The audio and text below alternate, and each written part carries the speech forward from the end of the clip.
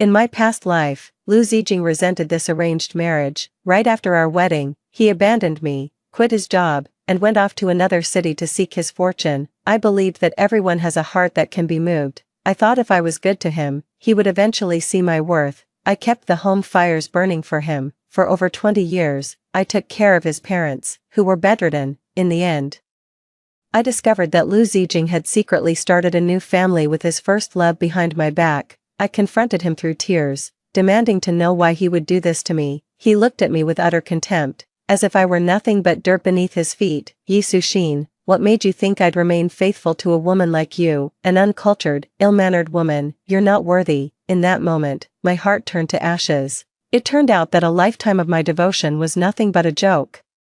If given another chance, I would choose to let him go and walk my own path to a splendid life. 1. I groggily opened my eyes to see the room before me plastered with red double happiness symbols. A half-torn calendar hung on the white wall, its page showing the date, June 20th, 1986. Seeing that date, my heart gave a dull, aching throb. So, I had been reborn and sent back to the very day I married Lu Zijing. I knew that first thing tomorrow morning, Lu Zijing would announce that shocking decision to the whole family. He decided to quit his job as a factory worker and dive into the world of business. That single decision ended up changing the entire course of my life. After leaving his job, he started a clothing business with his first love, Lin Yu, and eventually became a titan of the garment industry. Naturally, the two of them ended up secretly rekindling their romance, yet I was the fool left carrying the title of Lu Zijing's wife.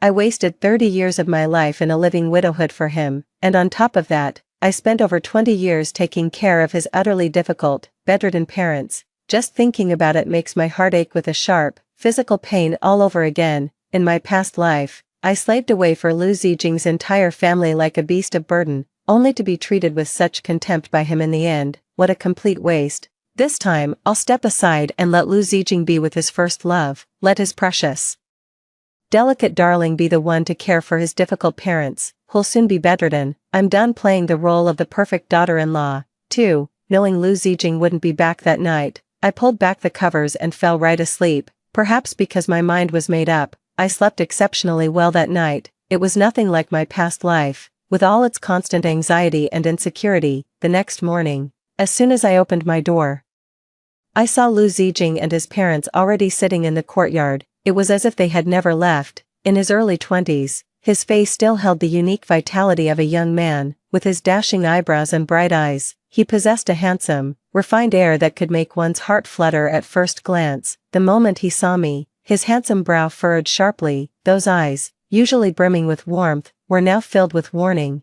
Seeing him so guarded made my heart ache with a familiar, piercing pain, even as I told myself to stop loving him, to stop caring. But after loving him for all these years, following him and caring about him has just become second nature to me. I lowered my head and let out a self-deprecating laugh. Ha, it's a terrible habit, really. Alright, I'll change it right now. 3. I know he's afraid I'll tell his parents he wasn't home last night, but I've already decided to leave him, so of course I won't go making trouble and souring things further. Besides, what good would it do to say anything? Lu Zijing's parents would never stand up for me. They probably think a country girl like me should be grateful just to have married their son. So what if I have to put up with a little unfairness? When Lu Zijing's parents saw me, their expressions were far from welcoming. I knew Lu Zijing's difficult parents were about to put on their in-law airs with me, having already decided to leave Lu Zijing. I didn't want any more trouble now. I walked over and dutifully apologized to his parents. Mom, Dad, I'm sorry I overslept. I'll go make breakfast right now. Lu Zijing's mother snorted coldly. What's the use of getting a daughter-in-law? She sleeps in on the very first day. Might as well let this old woman starve. Zijing, you'll have to teach your wife a thing or two from now on. Lu Zijing had a guilty conscience and didn't dare say a word. His mother gave me another piece of her mind before finally letting me go to the kitchen to cook. Throughout the whole ordeal, I kept my head down and didn't utter a single word. Seeing me like this, Lu Zijing's eyes were filled with astonishment, as if he couldn't understand why I hadn't seized the chance to complain about him. Wasn't I the one who cared about him the most before, even if he came home just a little late at night? I used to make such a scene that everyone in the courtyard would know.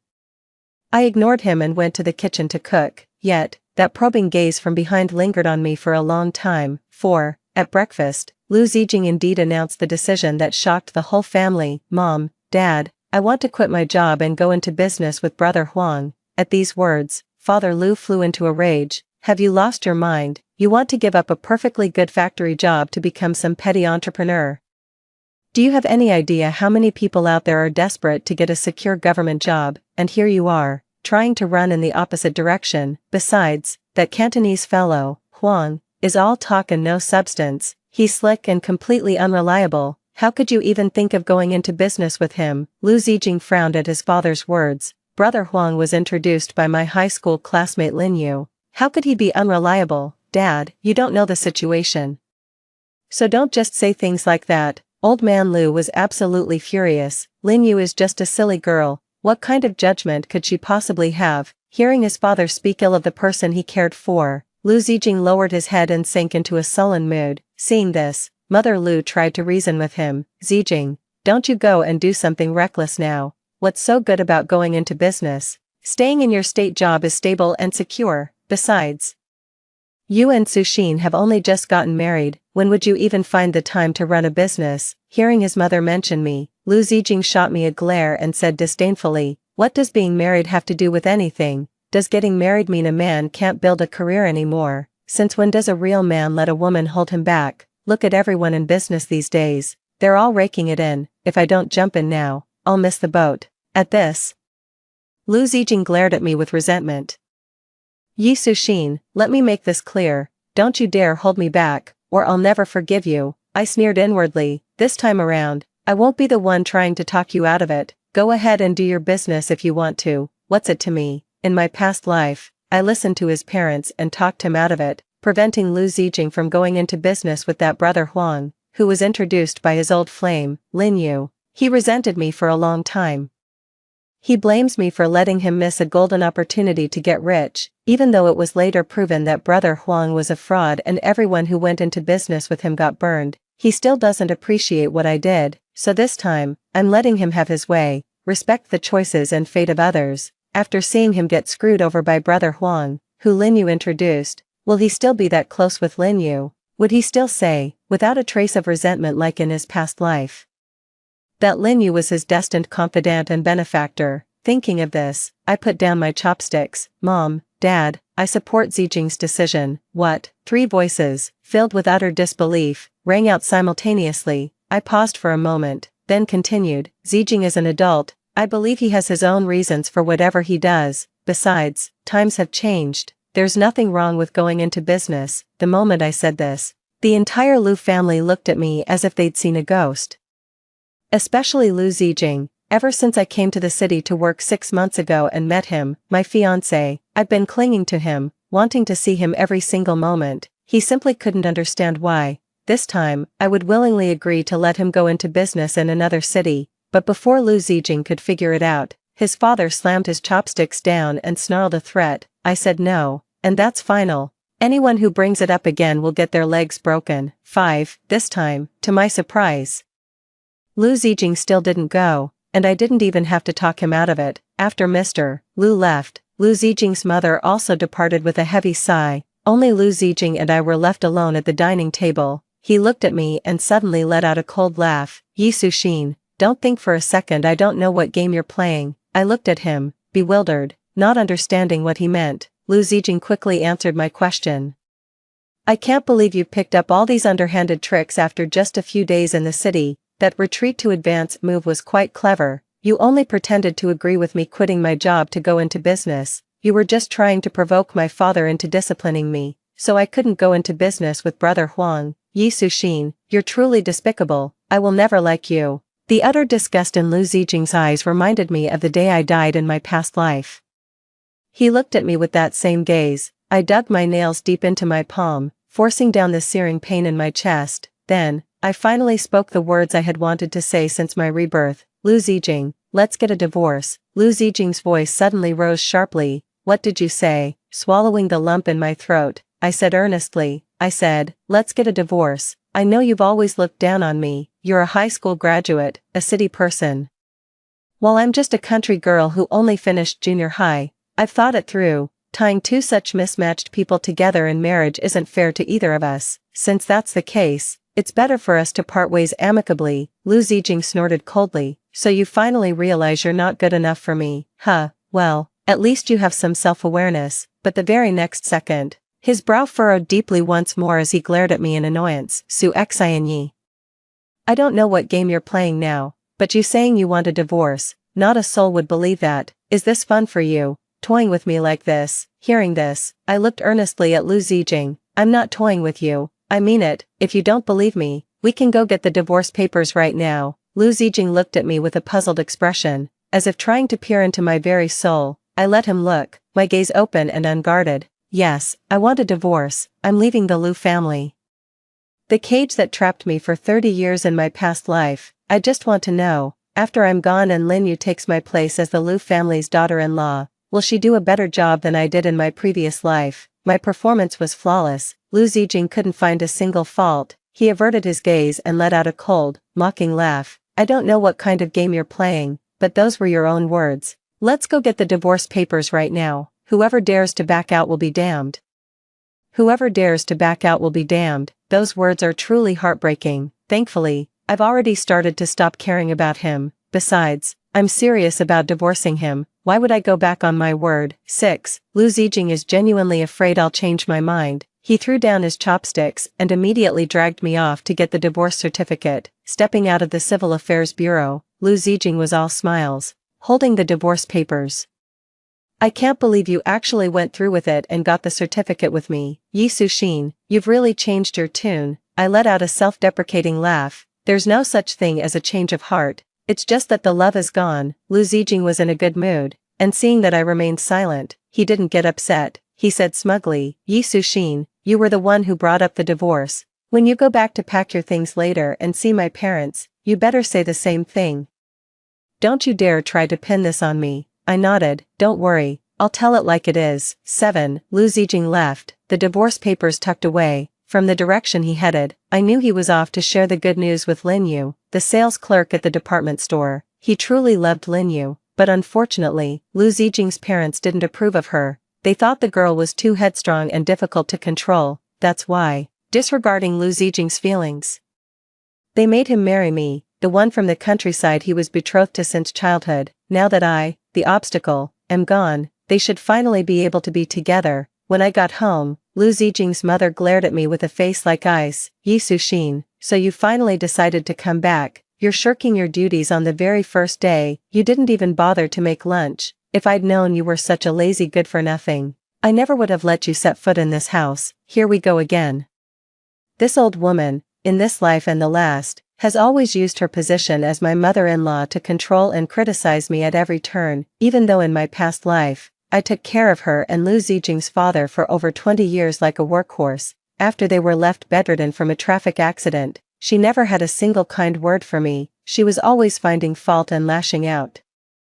But now, I'm no longer her daughter-in-law. No need to put up with her nonsense anymore. I knew quite a few people in the courtyard were all ears, listening in on our conversation, so I looked her straight in the eye and said, Auntie Lu, having lunch at 10 already? Lu Zuifeng was taken aback. What? I went on, even with the Lu family's wealth, they can't sustain this kind of extravagance, eating like this. How many meals a day do you need? You might be able to handle it. But even the family's bottomless pit can't keep up. Pfft, what a glutton. Someone in the crowd not far off let out a derisive snicker. Lu Zuifeng flushed crimson with anger, pointing a trembling finger at me as she said, Yi Suxin, how dare you call me a good-for-nothing? You have no respect for your elders, and you have the nerve to call me Auntie Lu. Such poor manners, utterly uncouth. I should have let Zijing marry Lin Yu instead. She's a high school graduate, far more cultured and well-mannered than a mere middle schooler like you. Get down on your knees and apologize to me this instant, or I'll make Zijing divorce you. Watching Lu Sufeng act so high and mighty, I couldn't help but find it amusing. She still thinks I'm the weak, orphaned girl from her past life that she could push around. I said coldly, Auntie Lu, there's no need to trouble yourself telling Lu Zijing, because we're already divorced. As I spoke, I produced the divorce certificate. See, we just finalized the divorce. I'm no longer your Lu family's daughter-in-law, so I won't be helping you with cooking, laundry, or cleaning anymore. Lu Zuifeng was utterly dumbfounded. What? You two actually got divorced? Good riddance. let's see who'd want you now that you've left a fine young man like our Zijin." Upon hearing this, old man Lu hurried out of the room, took the divorce certificate from my hand, and examined it carefully. The bright red seal on the divorce certificate was unmistakably genuine. He looked at me in disbelief and said, "Sushin, my dear, did that boy Zijing force you into this, didn't he?" I shook my head and told him the honest truth. "No, I came to this decision myself. Zijing doesn't love me. Staying together would only make us a miserable couple, Uncle Lu. Thank you for honoring the promise you made to my parents back then and arranging for Zijing to marry me, but the truth is, we're just not right for each other. I'm not worthy of being a daughter-in-law of the Lu family. I'll pack my things and leave." With that, I turned and went inside. I gathered a few of my clothes and left the Lu residence. After my parents passed away, I was the only one left in the family, so, when I married Lu Zijing, I didn't ask for any bride price. When I first came to the city to seek refuge with the Lu family, I only brought a few pieces of clothing. Now I'm leaving with just a few pieces of clothing as well, which is rather convenient. As I stepped out of the courtyard gate, Lu Zuifeng grabbed my arm and said, "No, you can't leave. If you go, who's going to help me with the housework?" Ever since I came to the city and moved in with the Lu family 6 months ago, Lu Zuifeng has, of course, stopped doing any housework. The weather is bitterly cold right now. She's even less inclined to use freezing water for cooking and laundry, so of course, she's latched onto me and won't let go. Well, I'll be damned if I ever play the role of the Lu family's free live-in maid again in this lifetime. I pulled my hand free from Lu Zuifeng's grasp and pointed behind her at Lin Yu, who had just arrived following Lu Zijing. "Auntie Lu, didn't you say I was uncultured and ill-mannered, unfit to be your daughter-in-law? Well, look behind you. Your perfectly cultured and well-mannered ideal daughter-in-law has arrived. You'd better not let this one slip away." At the sight of Lin Yu, Lu Zuifeng's eyes lit up. "Xiaoyu, what brings you here?" Lin Yu said with a shy look in her eyes. "I heard Zijing and sister Sushin got divorced, so I thought I'd come and try to talk some sense into them." Lu Zuifeng scoffed. "Good riddance, I say. What's there to talk about? You educated folks are just too soft-hearted, not like some country girls who are all about putting on an act.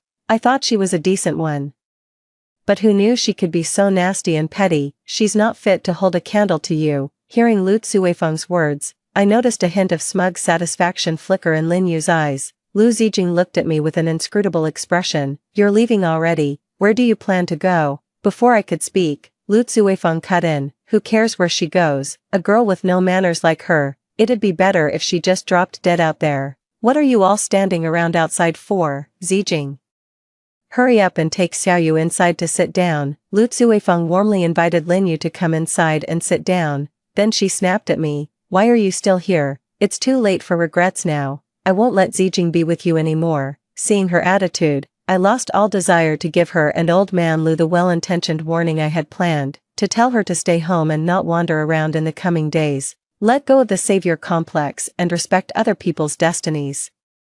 I slipped out of the alley with my bundle in hand. I was stepping out toward my new life. 8. I had already decided exactly where I was headed. In my past life, I knew Lu Zijing looked down on me for being uneducated, just a country bumpkin from the village, so I used every spare moment I had to desperately study and better myself.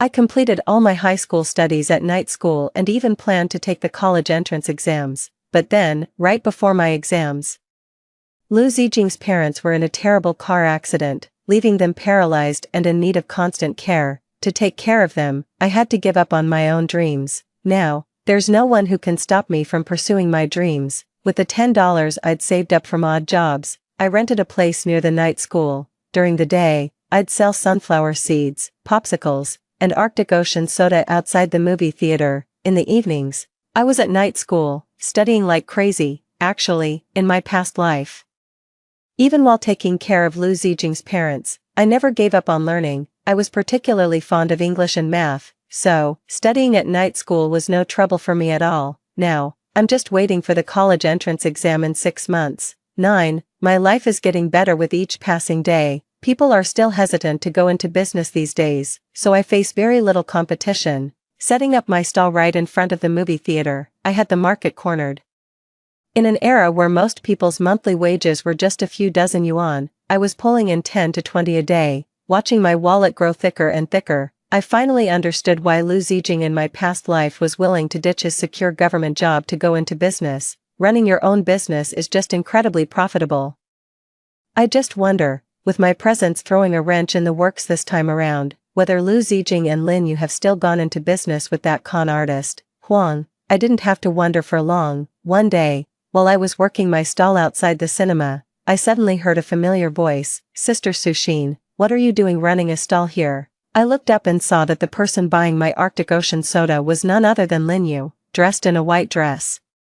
She looked at me with a face full of surprise. "Sister Suxin, I thought you'd gone back to your hometown. I never expected to find you running a stall here. Life must be really tough for you now, having to scrape by like this. How much can you possibly make? A popsicle only costs 5 cents. Why don't you come sell clothes with me and brother Zijing? We're actually short a shop assistant right now." Only after Lin Yu finished speaking did I notice Lu Zijing and that Huang guy following behind her. Looks like without me around, Lu Zijing finally managed to do business with Huang in this lifetime. Spotting me, Lu Zijing frowned and said, "What are you doing here? It's downright embarrassing." His words left me momentarily stunned. I genuinely never expected Lu Zijing to be so narrow-minded. I always thought he was different from the average person, in this day and age. Anyone who dares to leave a secure government job to start a business must possess extraordinary courage and vision. Who would have thought the things he said could be so parochial? I really have no idea how he managed to succeed in his previous life. Was he just a pig that got lucky and caught the right wind? I said calmly, "I earn my living honestly, with my own 2 hands. There's nothing shameful about that." Lu Zijing was left speechless by my retort. He looked up at me with a cold snort. "A few days apart, and you've become so sharp-tongued. It seems someone's true colors are finally showing. Xiao Yu, don't bother making introductions for certain people. We can't afford to hire such a rude sales assistant." Brother Huang nodded in agreement. Exactly. A sales assistant must be polite. This one is too harsh. She's not suitable. It wouldn't be good if someone with such poor manners ended up dragging your clothing store down. I almost had to laugh at their audacity. The sheer arrogance. Did I ever say I wanted to be a waiter? How could waiting tables possibly compare to the earnings from running your own business? And they had the nerve to act like they were doing me a favor. I've had enough of this. I couldn't be bothered with him. Turning to Lin Yu, I said, "1 Arctic soda, 15 fen, please." Lin Yu handed me 20 fen. "Here, keep the change." I gave Lin Yu 5 fen in return. "No, it's fine. You need the capital for your business right now." Lin Yu glanced at the money I was holding out, a slight lift at the corner of her eye before she smiled and said, "Well, if Sister Suxin doesn't need it, I'll take it back then. Zijing has a way of putting things, but he means well. Don't take it to heart. Oh, and we're getting married. If you're free next month, you should come celebrate with us." So they really are getting married. Hearing that, I was surprised to find my heart completely still. When Lu Zijing heard Lin Yu telling me this, his frown deepened. "Xiao Yu, why would you tell her that? If she actually shows up, it'll just be bad luck." Hearing this, Lin Yu quickly protested in a coquettish tone. "Zijing, how can you say that? Sister Suxin will be hurt." Lu Zijing shot me a heavy, dark look and said nothing more. I gave a wry smile. Lu Zijing is right. My presence would only bring bad luck. Lin Yu, let me wish you both a happy marriage in advance. I won't be attending the wedding banquet." Hearing this, Lin Yu's face lit up with unmistakable delight. Her purpose for coming here today had been achieved. After exchanging a few more words, she left, taking Lu Zijing and the others with her. I watched their retreating figures and did a quick mental calculation of the time. Brother Huang is probably about to slip up and reveal himself. I hope he doesn't move too quickly. Please don't let this mess up their wedding. I'm dying to know. After these two find out they've been deceived, will they still be as good together as they were in their past life? Time flies. I was making more and more money, and I wasn't just selling snacks like melon seeds outside the cinema anymore. I also recognized that young people were crazy about movie stars, so I started stalking and selling their photos and posters. This move really gave my business a boost. I counted up my little nest egg last night. I couldn't believe it. I've already got 200 yuan saved up, just a little more effort, and I'll be a 10,000 yuan household. Looking at all this money, I was almost moved to tears of joy. In my past life, I worked as a free nanny for the Lu family and never had more than 200 yuan on me. Even after Lu Zijing became a big boss, he never gave me much money. It's as if, in their eyes, I was just a tool. someone with no need to buy things, no desire to shop, and no wants of my own, but I'm a living, breathing person too. I've earned all this money with my own two hands. And there will be even more in the future. Now I can finally buy the things I've always wanted. Over the weekend, I made plans with my night school classmate, Zhou Qian, to go shopping for clothes. She's my desk mate and a girl who speaks her mind without hesitation. We really hit it off. Zhou Qian grabbed my hand and said excitedly, Suxin, you absolutely must buy a few dresses later, with a figure like yours. It's such a waste not to wear them. I patted my bulging wallet and nodded, all right. I'll go with your suggestion. The department store is still the go-to place for most people to buy clothes, but the clothes at the department store are always the same old styles. There's nothing new or exciting. It's not very popular with the young ladies. However, on the way to the department store, we saw a clothing shop that was doing a roaring trade. It was packed to the rafters, absolutely swarming with people. The clothes on display were all the latest trends, denim jackets, bell-bottoms, and all sorts of floral print dresses. Wow. Is this the Golden Phoenix boutique everyone's been raving about lately? Zhou Qian said excitedly. Suxin, let's go check it out too. Before I could even answer, Zhou Qian grabbed my hand and pulled me into the shop, and then, right there in the doorway, I bumped straight into my ex-mother-in-law, Lu Cuifeng. She froze for a second when she saw me, then barked, what are you doing here? You think you can afford anything here? Get lost. You're in the way, can't you see how packed we are? That's right, the Golden Phoenix clothing store was run by Lu Zijing and his crew. However, thanks to partnering with brother Huang, they opened their shop over half a year earlier than in their previous life. Zhou Qian was furious upon hearing Lu Cuifeng's words. How dare you look down on people like that? You haven't even named a price, so how can you possibly know we can't afford it? Lu Cuifeng raised her eyebrows high. Others I might not know, but her, I know her all too well, a country girl like her. How much could she possibly earn working a menial job in the city? A single denim jacket here costs dozens of yuan. What makes you think you can afford my clothes? I couldn't help but laugh to myself. She still thinks I'm the same old Ji Suxin. The me of today could easily buy any piece of clothing in her shop, but I wouldn't dream of it. These will fade and unravel within a week of buying them. What's the point of buying clothes that shrink and lose their shape after one wash? Just let her gloat for a few more days. Their good times will be over once everyone realizes their clothes are defective. Zhou Qian was fuming. What's wrong with being from the countryside? If you trace your family back 3 generations, weren't they farmers too? How dare you look down on peasants? I wouldn't even want to set foot in a shop run by someone like you. Lu Cuifeng scoffed dismissively. Such a rude, ill-bred thing. Birds of a feather flock together. I see. Not like my daughter-in-law now. Our Xiaoyu is so virtuous and capable. She's the one who helped our Zijing get this shop up and running. Look how well our business is doing. We're raking in money hand over fist every single day. You must be green with envy right now, aren't you?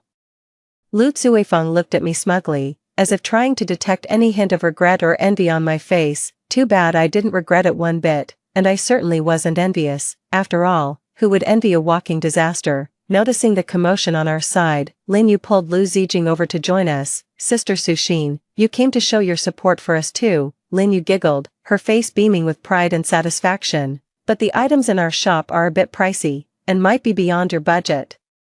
Lu Zijing looked me up and down, his face sour. Yi Suxin, he said, we're not on the same path anymore. Don't come bothering our lives from now on. You really can't afford the clothes here. Lin Yu patted Lu Zijing's arm. Don't be like that. Give Sister Suxin some face. Her friend is right here. Hearing herself mentioned, Zhou Qian spat out a sound of disgust. What a nasty piece of work. Come on, Suxin, let's go. I wouldn't give my money to the likes of you even if I had it. Lu Cuifeng laughed. Get out of here, and stop wasting my time, you paupers. 11. Once outside, Zhou Qian was still muttering curses on my behalf, especially after she found out that Lu Zijing was the ex-husband I'd told her about. She cursed him out with every insult she could think of. I'm so furious. That family is absolutely disgusting. Suxin, how can you not be angry? I gave a faint smile. What's there to be angry about? I couldn't care less about that family now. Getting upset over them would just ruin my own mood for no good reason. Qian, we came out today to have fun and enjoy some shopping. Let's not let those people spoil our good time. Zhou Qian looked at me earnestly, then suddenly broke into a smile. Just what I'd expect from you, Comrade Suxin. Your political awareness is truly commendable. you're right, let's not let a few snobbish lowlifes ruin our mood, come on, let's go shopping.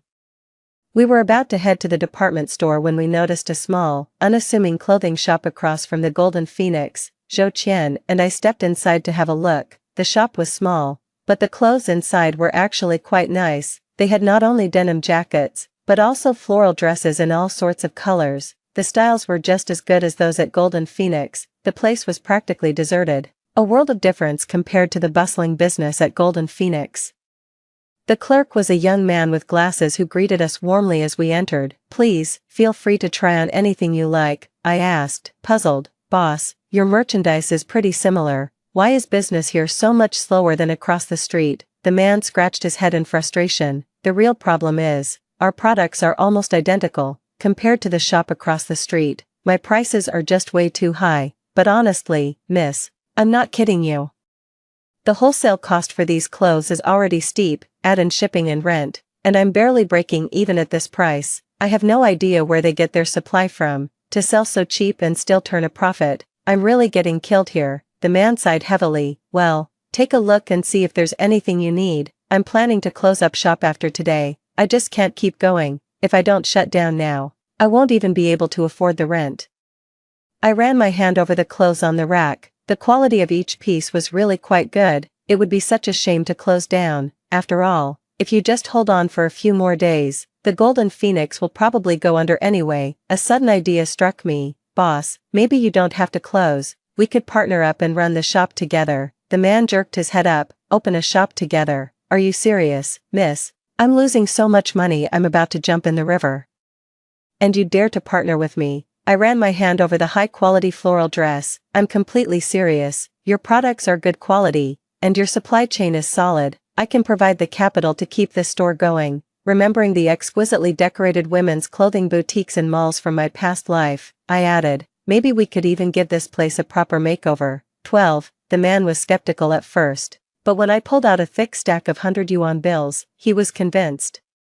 We decided to open a shop together and, after discussing it, agreed to each take a 50% stake. Zhou Qian watched in stunned silence from the sidelines, seeing us seriously drafting a contract and discussing the partnership. She decided to join in. Don't forget about me, I want in too. Zhou Qian's father is the director of the Administration for Industry and Commerce, and her mother is the deputy manager of the department store. With her on board, things like opening a shop and getting licenses will be a breeze. It's rare for her to show interest, so I wholeheartedly support her joining us. Zhou Qian didn't invest much and insisted on not taking a larger share. In the end, she took 20% of the shares, while the man and I each took 40%. It wasn't until we were drafting the formal contract that I realized I didn't even know his name. My apologies. I got a bit carried away and forgot to introduce myself. My name is Bai Qinggong. Your name is Bai Qinggong. Do you live on Huaihua Lane? Bai Qinggong nodded. That's right, Comrade Suxin, you know me. I shook my head, then nodded. The name Bai Qinggong was all too familiar to me from my past life. He was an even more accomplished man than Lu Zijing, and his sworn rival. Lu Zijing was absolutely seething with hatred for him. But the frustrating truth was, he simply wasn't as capable and couldn't take him down. He could only watch helplessly as the man rose to become a regional tycoon. I don't even know what to say. Who would have thought that by randomly picking a partner, I'd end up with Lu Zijing's arch-nemesis, and a future top-tier magnate, no less. It seems my luck has genuinely turned for the better since I left that wretched Lu family behind. 13. After finalizing the contract, the three of us rolled up our sleeves and got down to business in earnest. Zhou Qian was in charge of handling the paperwork and helping with the shopping. I was in charge of footing the bill and planning the renovation. Just as our renovation was kicking into high gear, the Golden Phoenix across the way started having a run of bad luck. Customers who had paid a premium for their clothes discovered that the garments would lose their shape, shrink, unravel, or fade after just a few wears. A flood of people descended on their store demanding refunds. Bai Qinggong felt a wave of relief wash over him at the sight. No wonder their stuff was so much cheaper than mine. Turns out it's all defective goods. Thank goodness you stopped me from shutting down. Suxin, that would have been a terrible loss. With Golden Phoenix out of the picture, I feel like our time to make money has finally come. I gave a slight nod. Yes, our payday is just around the corner, not long after. The relevant authorities received a tip and raided the Golden Phoenix. On the day the authorities came to shut it down, Lu Zuifeng threw herself on the ground, wailing and carrying on, making a huge scene, but none of it could stave off the inevitable closure. I stood in front of the newly renovated shop, watching Lu Zuifeng grab Lin Yu and hit her. She cursed her as a jinx, blaming her for goading her son into quitting his secure job at the machinery factory and risking everything to go into business with that swindler, Brother Huang. That batch of counterfeit goods Brother Huang supplied them with ruined them completely. Lin Yu, who was all smiles just days ago, now had tears streaming down his face as he desperately tried to hide behind Lu Zijing. But I watched coldly and realized that Lu Zijing wasn't shielding him at all. There were even times when he deliberately held Lin Yu in place for his mother to hit. Watching from across the way, I couldn't help but find the whole thing hilarious. Even the most devoted lovers, who swore their love was stronger than gold, will act like this when their own interests are at stake. When disaster strikes, everyone just looks out for themselves. 14. The day the Golden Phoenix shut its doors for good, our Red Rose Boutique is now officially open for business. I decorated the shop to look like a high-end mall from my past life. Women love the style at first sight. Business is, naturally, booming. Lu Zuifeng, Lu Zijing, and the others came to collect the last few items from the shop. Lin Yu gazed at the beautifully renovated Red Rose with envy. This shop is absolutely stunning. Zijing, if we didn't put our trust in the wrong person, our second shop would be just as good, if not better. Lu Zijing's face darkened, and he remained silent. Lu Zuifeng snorted, "You, a walking jinx, still dreaming of striking it rich. We've lost our life savings this time. If you ever mention starting a business again in this lifetime, I'll break your legs." Humiliated in front of everyone, Lin Yu's face crumpled. On the verge of tears again, Lu Zuifeng was about to lay into Lin Yu with a few more choice words when she suddenly spotted me standing at the entrance of the clothing store. Greeting customers, she sauntered over and sneered, Well, I never thought you'd stoop so low as to work as a shop assistant here. How embarrassing." Zhou Qian, who was standing beside me, heard this and immediately opened fire, her words rapid-firing like a machine gun. "Oh, look who it is. If it isn't the family from that shop across the street that just went belly up, you're the ones down on your luck, yet you have the nerve to laugh at others." Lu Zuifeng snorted haughtily and declared, "So what if we're down on our luck? At least we were bosses for a while, unlike you two, destined to be waitstaff your whole lives." Zhou Qian covered her mouth as she laughed. "Waitstaff? Ha, you think we're waitstaff? Open your damn eyes and look. Su Xian and I own this place. The Red Rose is ours." "What?" Three voices rang out in disbelief. Lu Zijing and Lin Yu stared at me with wide eyes. Lu Zijing looked at me in shock and said, "Yi Suxin, you're really the owner of this shop?" I nodded. "That's right, this shop is mine."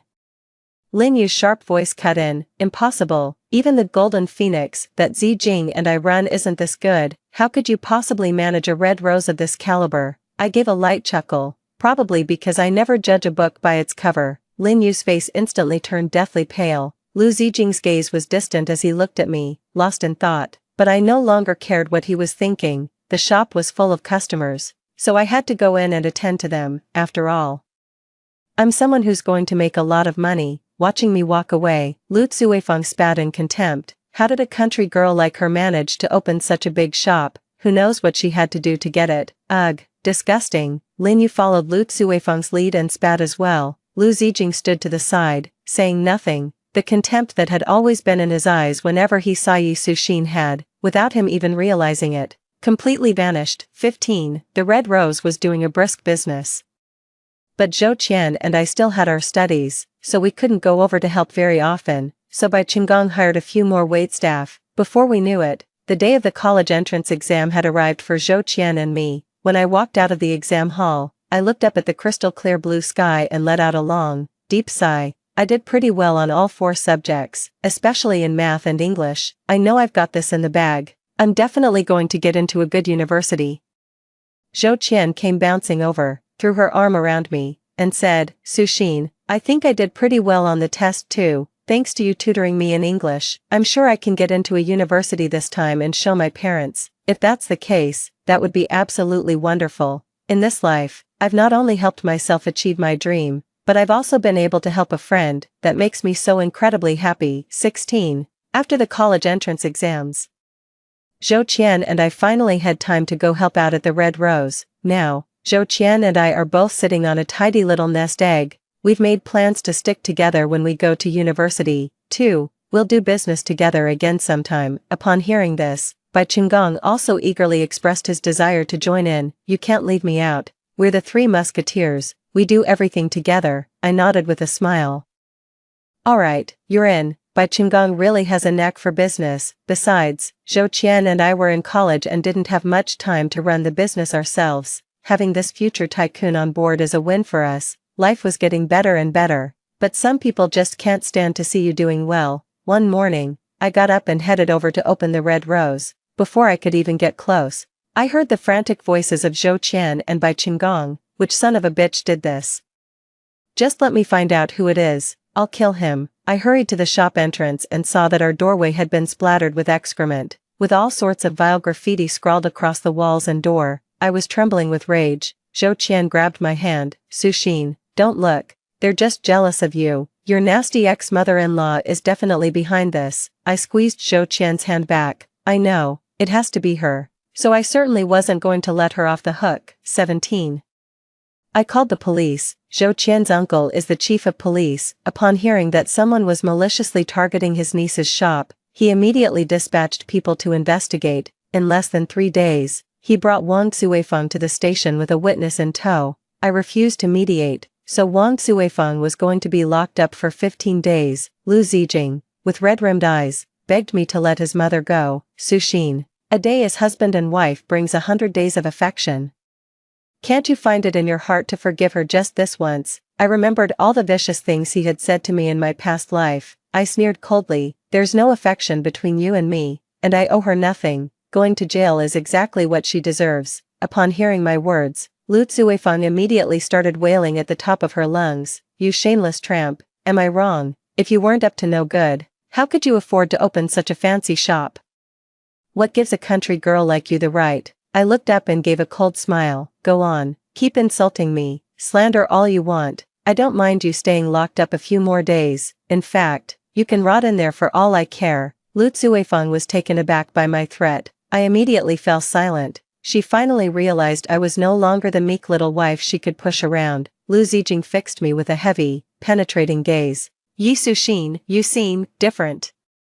I looked at Lu Zijing's stubbled face and smiled. "Oh, you've changed too." He really has changed. In this life, I'm not in his, and it doesn't seem to have done him any good. Things are even worse than in my past life. Ha. 18. I heard about the Lu family again, this time from Zhou Qian's lips. "You know what, your annoying ex-mother-in-law is paralyzed." "Actually, scratch that, the old couple is paralyzed together." I asked curiously. "Was it a traffic accident?" Zhou Qian shook her head.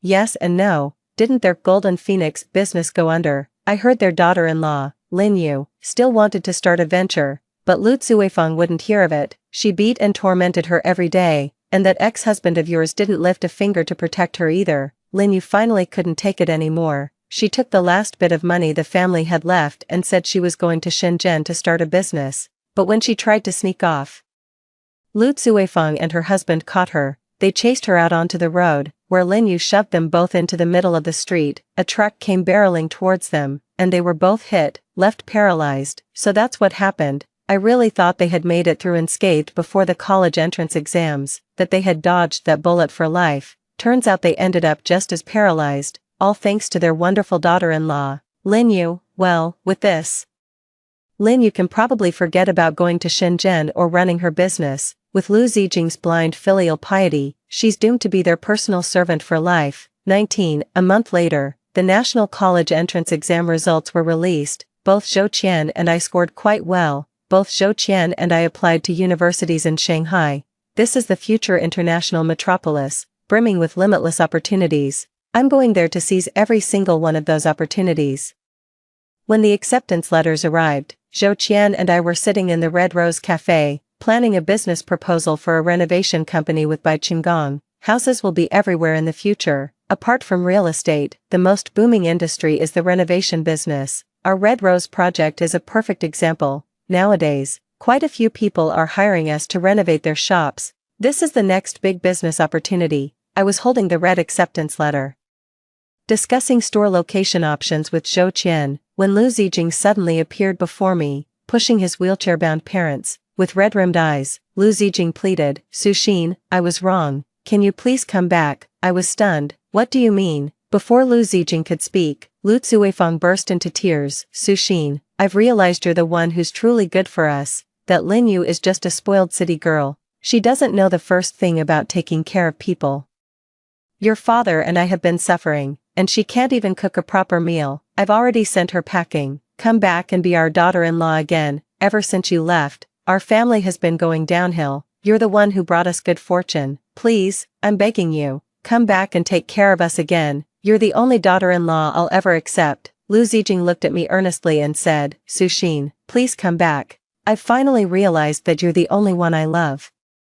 I could only laugh at this family's audacity. Get lost. I'm not coming back to be your free maid. Lu Zuifeng glared with her beady eyes and said, how can you talk like that, Suxin? A divorced woman can't find a decent family, especially a country girl like you with no education or class. Even if you have a bit of money, people will still look down on you. You should be thanking your lucky stars that our Zijing is willing to take you back. Now hurry up and come home to live with him.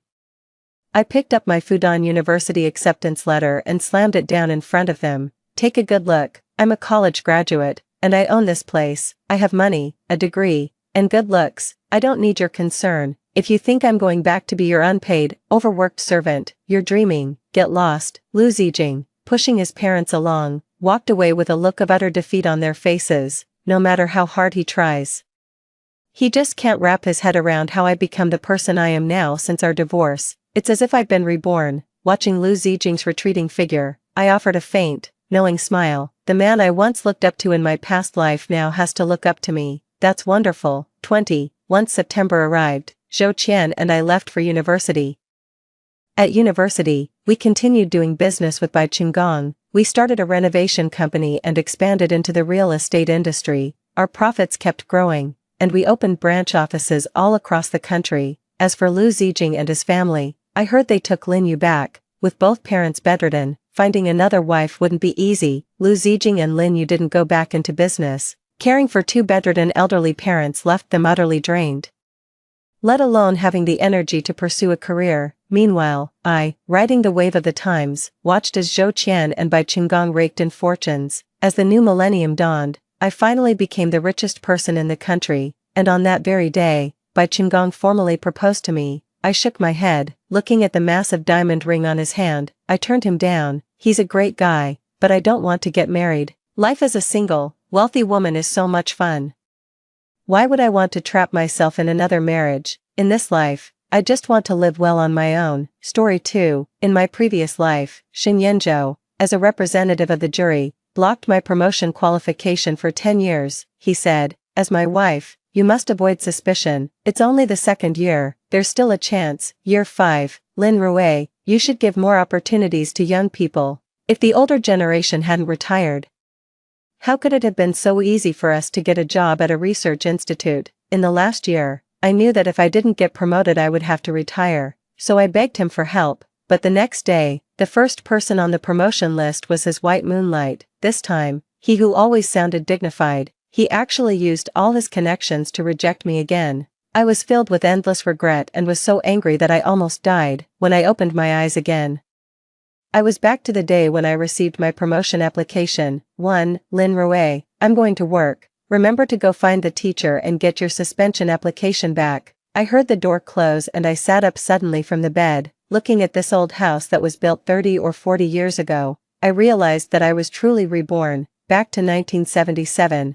This year is our second year of marriage. Xin Yanzhou and I were admitted to Northwestern Polytechnical University together, but just last night, because Xin Yanzhou's mother broke her leg, the result of our discussion was, I withdrew my application for suspension, gave up the opportunity to go to college, and stayed to continue working in the military factory. He went to Northwestern University as planned. I wanted to continue to take the college entrance examination the following year, but I got pregnant and had to put my plan on hold. Later, we were separated for more than 10 years. Over the years, I have been raising my children and taking care of my parents by myself while working, but when I finally became a technician and just entered the research institute, Xin Yanzhou came back. Because of his outstanding resume, he became the head of the research institute. Later, I spent 10 years trying to make further progress, but was stuck every year. He rejected me in the first year, because I was his wife. She was afraid of gossip, so she rejected me. Let me take the exam again next year.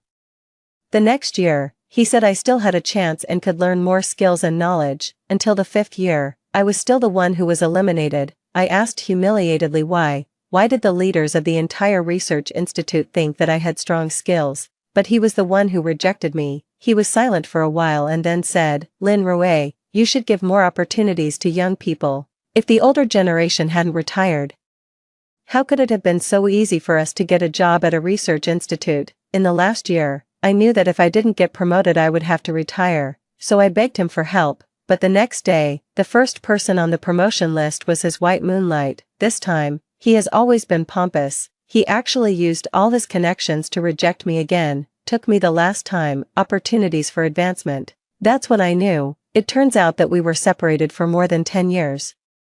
There is always someone by Shinyenjo's side. That person remained alone all his life for him, no marriage, no children, just to be with him forever. Finally, he couldn't bear to see her leave the institute, so he rejected me. The moment I saw the list, I subconsciously looked at the two of them. Shinyenjo felt relieved, and the woman cried with joy, and I felt like a sacrifice in their shameful and tacit agreement. Think of this. I covered my face with my hands trembling, tears falling from between my fingers like beads from a broken string, quickly soaking the bedding. This is a stupid decision. I spent my whole life to repay it, too. After I calmed down, I made breakfast and ate it calmly. I went to the factory to find the leader again. Application. I haven't submitted it yet. Why did you change your mind? I smiled sheepishly. I'm really sorry, leader. The leader waved his hand and returned the application to me. Comrade Lin.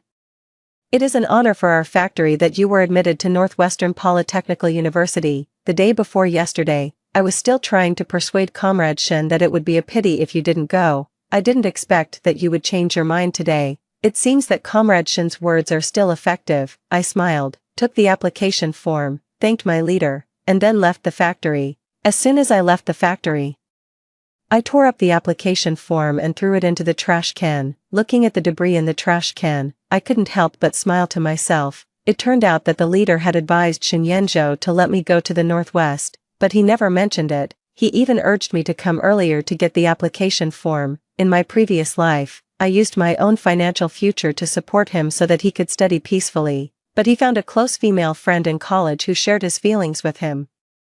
This also blocked my promotion opportunity for that year. In the last year, he even used all his connections to keep Bai Yuiguang and get rid of me. 3. I returned home with red eyes. He sat there in a daze for most of the day before he stood up and packed up his luggage. School is about to start and the journey is long. The train ticket I bought before has been taken away by Shinyenjo, who said he would help me refund it. When I bought the ticket, there were no tickets available for the same day.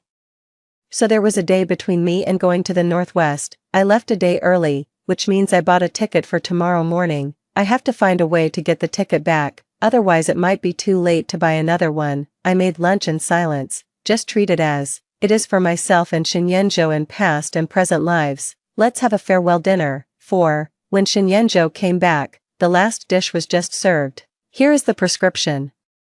You need to go to the pharmacy to get your medicine every week. Shinyenjo handed me the documents in his hand. I'm leaving the day after tomorrow. Shall we go to the photo studio and take some pictures together tomorrow? I think of my past life. Before he left, he also took me to take a photo. For the next 10 years, he lived a carefree life, and I spend my days guarding this photo, take care of his parents for him, take care of children, and also sacrificed his own future. I pulled the corner of my mouth and said, okay, wait until you can find me tomorrow. While eating, I asked him, by the way, have I refunded my train ticket? Shinyenjo didn't even raise his head. Not yet, I was planning to go this afternoon. What's wrong? Give me the ticket, I'll go and return it. I paused. I just happen to have time. It just so happens that I need to get a certificate this afternoon, and I'm worried that I won't have enough time to return it. Shinyenjo handed me the ticket. I held the ticket in my hand and breathed a sigh of relief. Afternoon. After Shinyenjo left, I took out all the things we usually use at home, give away what you want to give away, and sell what you can sell. 5. That night, when Shinyenjo came back, he also brought his mother back with him. in his previous life, Shinyenjo would not bring his mother over until the next day, so when I saw him bring the person back, I was stunned for a moment. What's with that expression on your face? Don't you welcome me? Shinyenjo grew up in a single-parent family. It wasn't easy for his mother to raise him, so he is very filial and his mother is also very strong. In my previous life, I understood how difficult it was for her, so I went along with her in everything. However, even though I served her for more than 10 years, until her death, she was still extremely picky about me. Now that I've been reborn, I naturally won't spoil her. Shinyenjo didn't tell you that you would come today. So the house hasn't been cleaned up yet, you have to wait. When Shinyenjo heard me calling him by his name, he looked at me in surprise. Because I used to call him Ian, he thought I was unhappy because he suddenly brought his mother over. So I hurriedly explained, I just happened to go get some information today, and a good friend of mine happened to have a car, so I went to pick up my mom. Anyway, it doesn't matter whether I answer it today or tomorrow, it's all the same.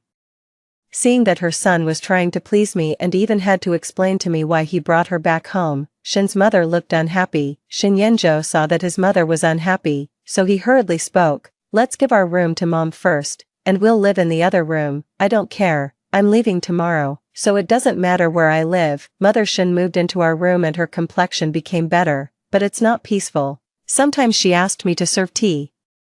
Sometimes she asked me to pour water. And sometimes she asked me to wash her feet. I was tidying up another room and pretended not to hear. Seeing that I had a stern face, Shinyenjo did everything himself. After I had finally packed up my supplies, he lay down on the bed and cried out that he was exhausted. Arui, my mom is a very particular person, you should pay more attention to her in the future, okay? Don't let her feel uncomfortable living here. Oh, I responded casually. As soon as I lay down on the bed, Shinyenjo came over. I moved aside in annoyance. Your mother is next door. His breath fanned my neck, and his hand reached in from under my shirt. She won't hear it, but just as he finished speaking, he heard Shin's mother say, Lin Rue, come and help me go to the toilet. I closed my eyes in mockery. Shinyenjo stood up resigned to his fate. Where's your wife? Why are you here again? Go to bed quickly. I can handle it myself. You have to meet your friends tomorrow. And you'll be leaving for the northwest the day after tomorrow, so don't get too tired. Then I heard a lot of ping-pong sounds. It was obvious that Shin's mother was deliberately making noises to express her dissatisfaction. I automatically blocked out Shin's mother's words and fell asleep quickly. 6. I woke up at 6 o'clock the next day. When Shinyenjo heard me get up, he thought I was going to buy groceries. Mom likes to eat pork liver. See if you can buy some for me. I didn't even turn my head. After washing up, I took the luggage that had been prepared long ago and took the train to the train station. When I arrived at the train station, I felt hungry and bought a few pancakes from a stall outside the station. I originally wanted to make some pancakes at home yesterday to eat on the way, but Shin's mother came. In order to avoid trouble, I had to give up. After 4 days of swaying on the train, I was exhausted by the time I arrived at school. After completing all the formalities, I fell into a deep sleep on my bed in the dormitory. I was woken up by several roommates. Like me, they came here from all over the world. After everyone had rested enough, they planned to go to the cafeteria to eat together. On the first day of school, I thought I would not see Shinyenjo in class. After all, his mother still needs someone to take care of her, but in the blink of an eye, I saw him push open the door and walk towards me aggressively. 7. Shinyenjo roughly pulled me to the playground outside the classroom. Lin Rue, what are you doing? Shinyenjo looked very angry, as if I had done something extremely treasonous. What the hell are you doing? Didn't we agree that you would give up going to college and stay at home to take care of mom? Why did you come to the Northwest without telling me? Do you know that my mother is alone at home with no one to take care of her? How are you going to let her live in the future? After saying that, he roughly pulled me forward. Go, pack your things and get back here now. I've already told the teacher at school and told you to take a temporary leave of absence. I slammed his hand away. What did you say? Shinyenjo looked at me with a sneer. Lin Rue, what on earth are you doing? Do you still look like a wife? You left my mother at home and enjoy yourself here. Do you have a clear conscience? I stared at Shinyenjo blankly. I felt that the person in front of me was extremely unfamiliar to me, even though I had lived with him for my whole life in my previous life. You mean your mother is injured? As a daughter-in-law, it is my duty to give up everything and stay to take care of her. And I came here to study at the university that I went through so much trouble to get into, just to make trouble. To enjoy myself, is that what you mean? Looking at my extremely unfamiliar expression, Shinyenjo's breath was held. He seemed to have really calmed down at this moment. He couldn't help but come over and hold my hand. I'm sorry, Rue. It's my fault. I was just too excited, he argued, but that's also because I saw that you were suddenly gone. And your things were gone too, but we clearly agreed that you would give up your studies temporarily and stay at home to take care of Mom. Didn't we agree on this in advance? But you came here without saying a word. You said you left a mess at home. What do you want me to do? Shinyenjo looked haggard. It seems that not only did he not sleep well during the few days on the train, but he must have also had a hard time during the 2 days at home, too, in her previous life. Her mother was difficult to take care of. When I was taking care of her, I had to get up many times a night. For several months, I hardly had a good night's sleep, but who has ever understood the hardships I went through in my previous life? And Shinyenjo had only taken care of his mother for 2 nights. How come his mother has become a mess? I sneered. Shinyenjo, yes. We agreed before that I would give up my studies and stay at home to take care of your mother. But you've only been taking care of her for 2 days, right? How is it? Is it easy? That's your own mother. Even you think that's a mess. Why can you just pass this mess on to me? Shinyenjo was furious. Why? Because she's my mother. She's your mother-in-law. Why do you say that? I lost my father when I was young. It was my mother who raised me and helped me get married. My mom has arranged everything for me. But what about now? You. I can't stand it anymore, Shinyenjo.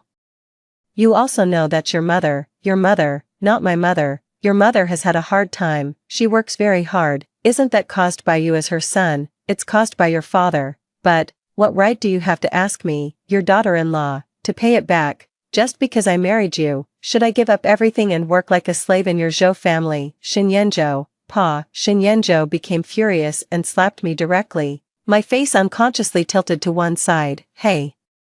Why did they start fighting? Yeah, what happened? Tisk tsk, a grown man hitting someone. You are worse than pigs and dogs. I poked my tingling cheek with my tongue. It was a long while before I looked up. Shinyenjo put his hands behind his back and said guiltily, Arui, I'm sorry. I'm not. Let's get a divorce. Shinyenjo, I said calmly. What? Shinyenjo's face suddenly turned pale. I said, let's get divorced. After I finished speaking word by word, I turned and walked towards the department head's office. 8. In fact, the idea of divorce, I had it on the first day I was reborn. However, if I had brought it up at that time, I'm afraid this trip would not have been so smooth, so I've been enduring it. Unexpectedly, Shinyenjo would cruelly abandon his old mother and still come to school. What's even more despicable is that as soon as I arrived at school, I went to find the teacher without permission and told him that I had to give up my studies. Oh, that sounds good. I'll take the exam again next year. Let's not talk about whether I can pass the exam next year.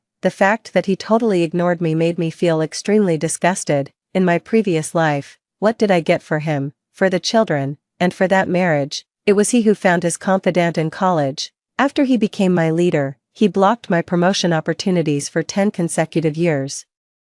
Every time I tell my children about my grievances, they always stand on his side, thinking that it is not easy for their dad either. I think it's good for me to take care of them both at home. As for my wishes, my dreams, my future, in their eyes, it's not worth mentioning. I've already taken the wrong path once, and I absolutely will not let myself fall again. 9. When I explained to the department head that Shinyenjo's mother had only broken her leg and was not paralyzed in bed and needed constant care, the department head also felt speechless. My grades were very good, even 40 points higher than Shinyenjo's. In addition, I worked in a military factory for 3 years and was an outstanding employee in the factory. Not only does he possess some confidential knowledge, but his math scores are also quite outstanding, in the eyes of school leaders.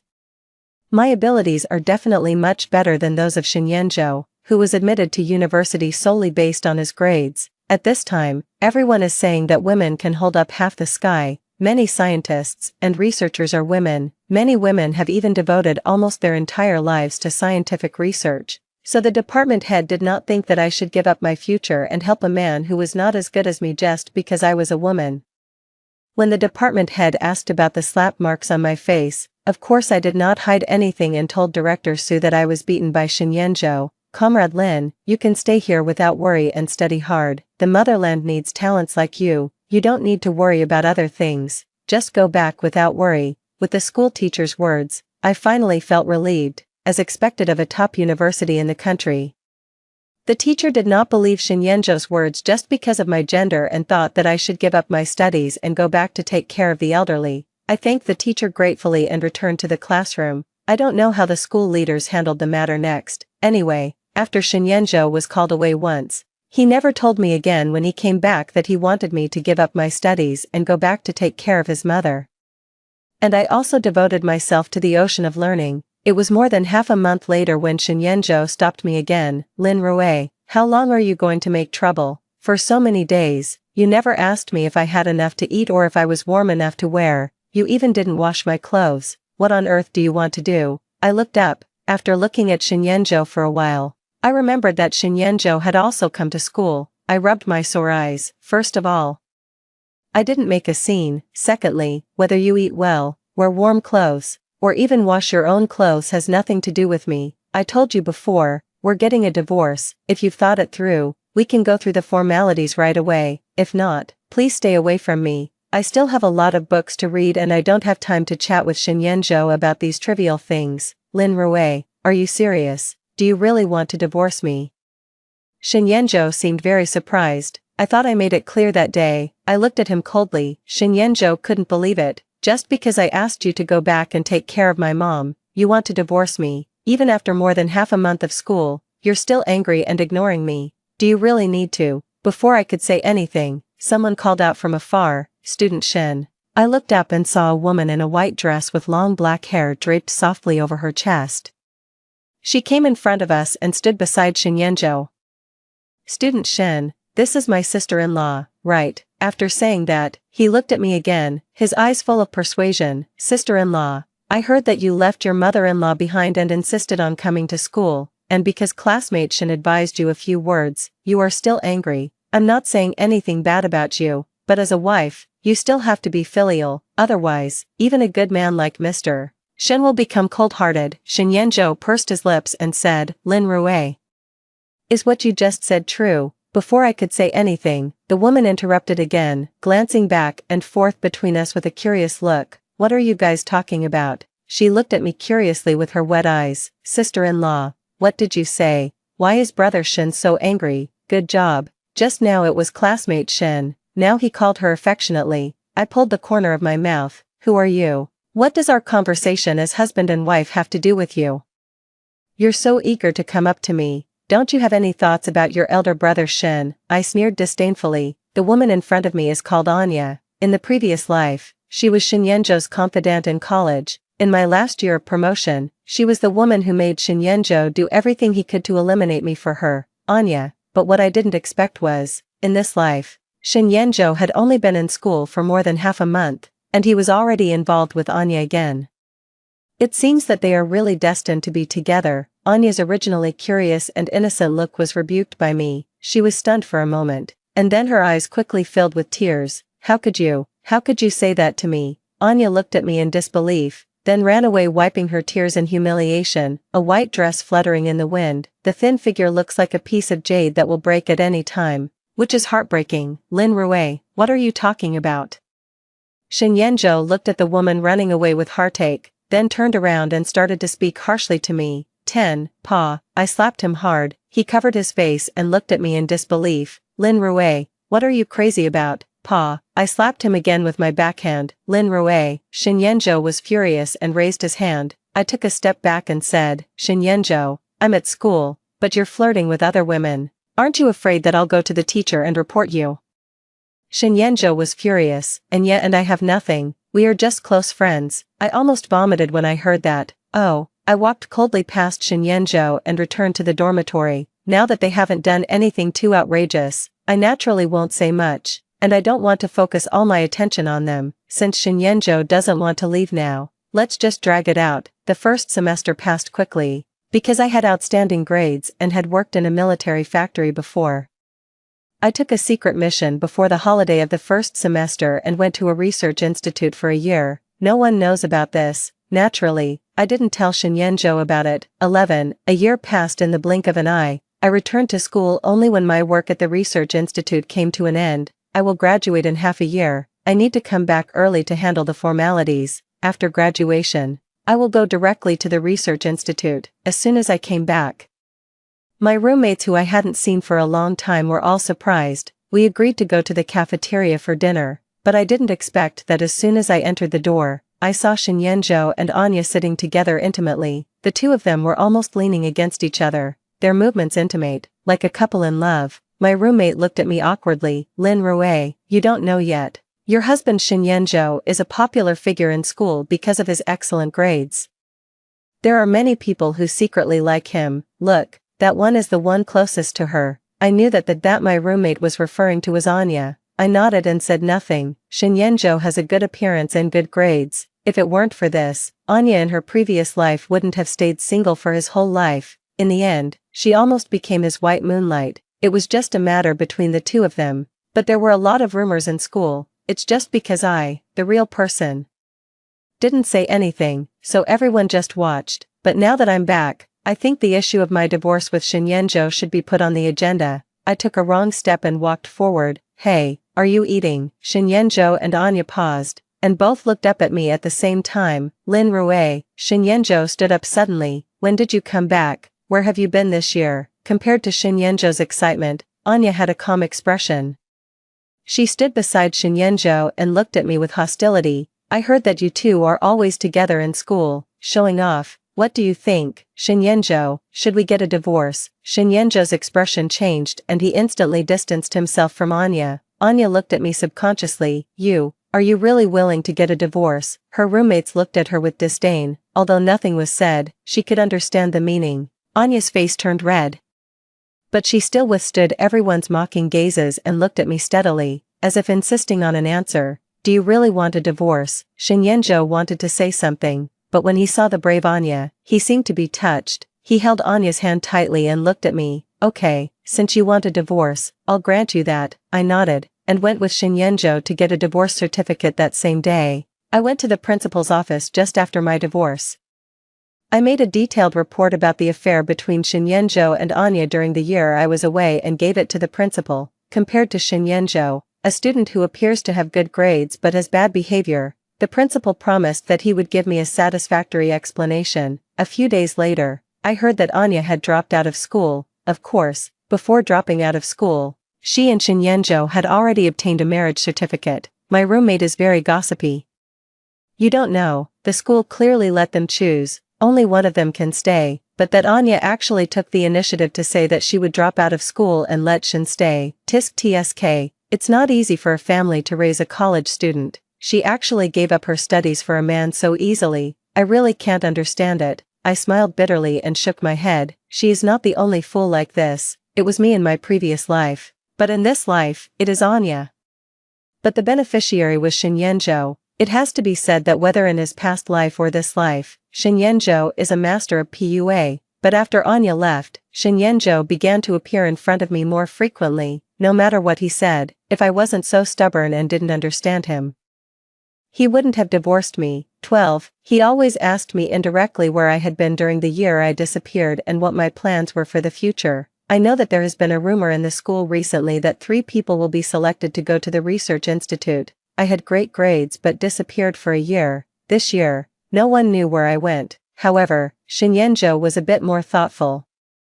He was worried that I had carried out some secret mission this year and would become one of the people competing with him for a place in the research institute. I turned a blind eye to his various temptations. In fact, what Shinyenjo didn't know was, selecting personnel to join the research institute is one of my tasks when I returned this time. Although Shinyenjo appears to have good grades, he spends most of his time on being close to Anya. It has never been within my consideration. 13. Soon.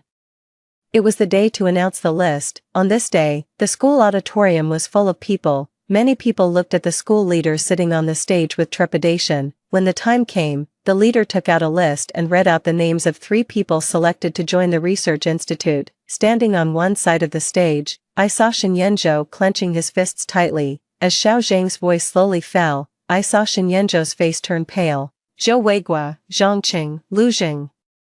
Among the 3 names, none of them is him. I looked at Shinyenjo's pale face. It was as if I saw my past life. Time and again, I stood in front of Shinyenjo, the judge, like a sinner facing trial, when everyone said I was innocent. Shinyenjo, this man, who is my husband, has sentenced me to death time and time again. After coming back to this world, I became a judge. It feels so refreshing to see Shinyenjo miss his dream. Don't accuse me of abusing my power for personal gain.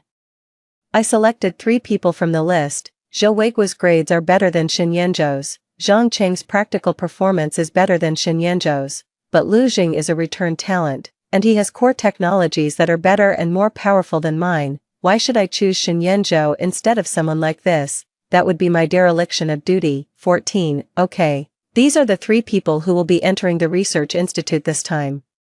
Please welcome our selected engineer from the Research Institute, Mr. Lin, to the stage to speak. Everyone is warmly welcomed. The principal's words had just fallen. I was invited to the stage. I looked at Shinyenjo in the audience and suddenly stood up. Then a pair of eyes stared at me, as if I had done something wrong to him. I looked away and didn't look at him. After I finished my speech, as soon as I walked out of the auditorium, someone grabbed my hand hard. Lin Rue.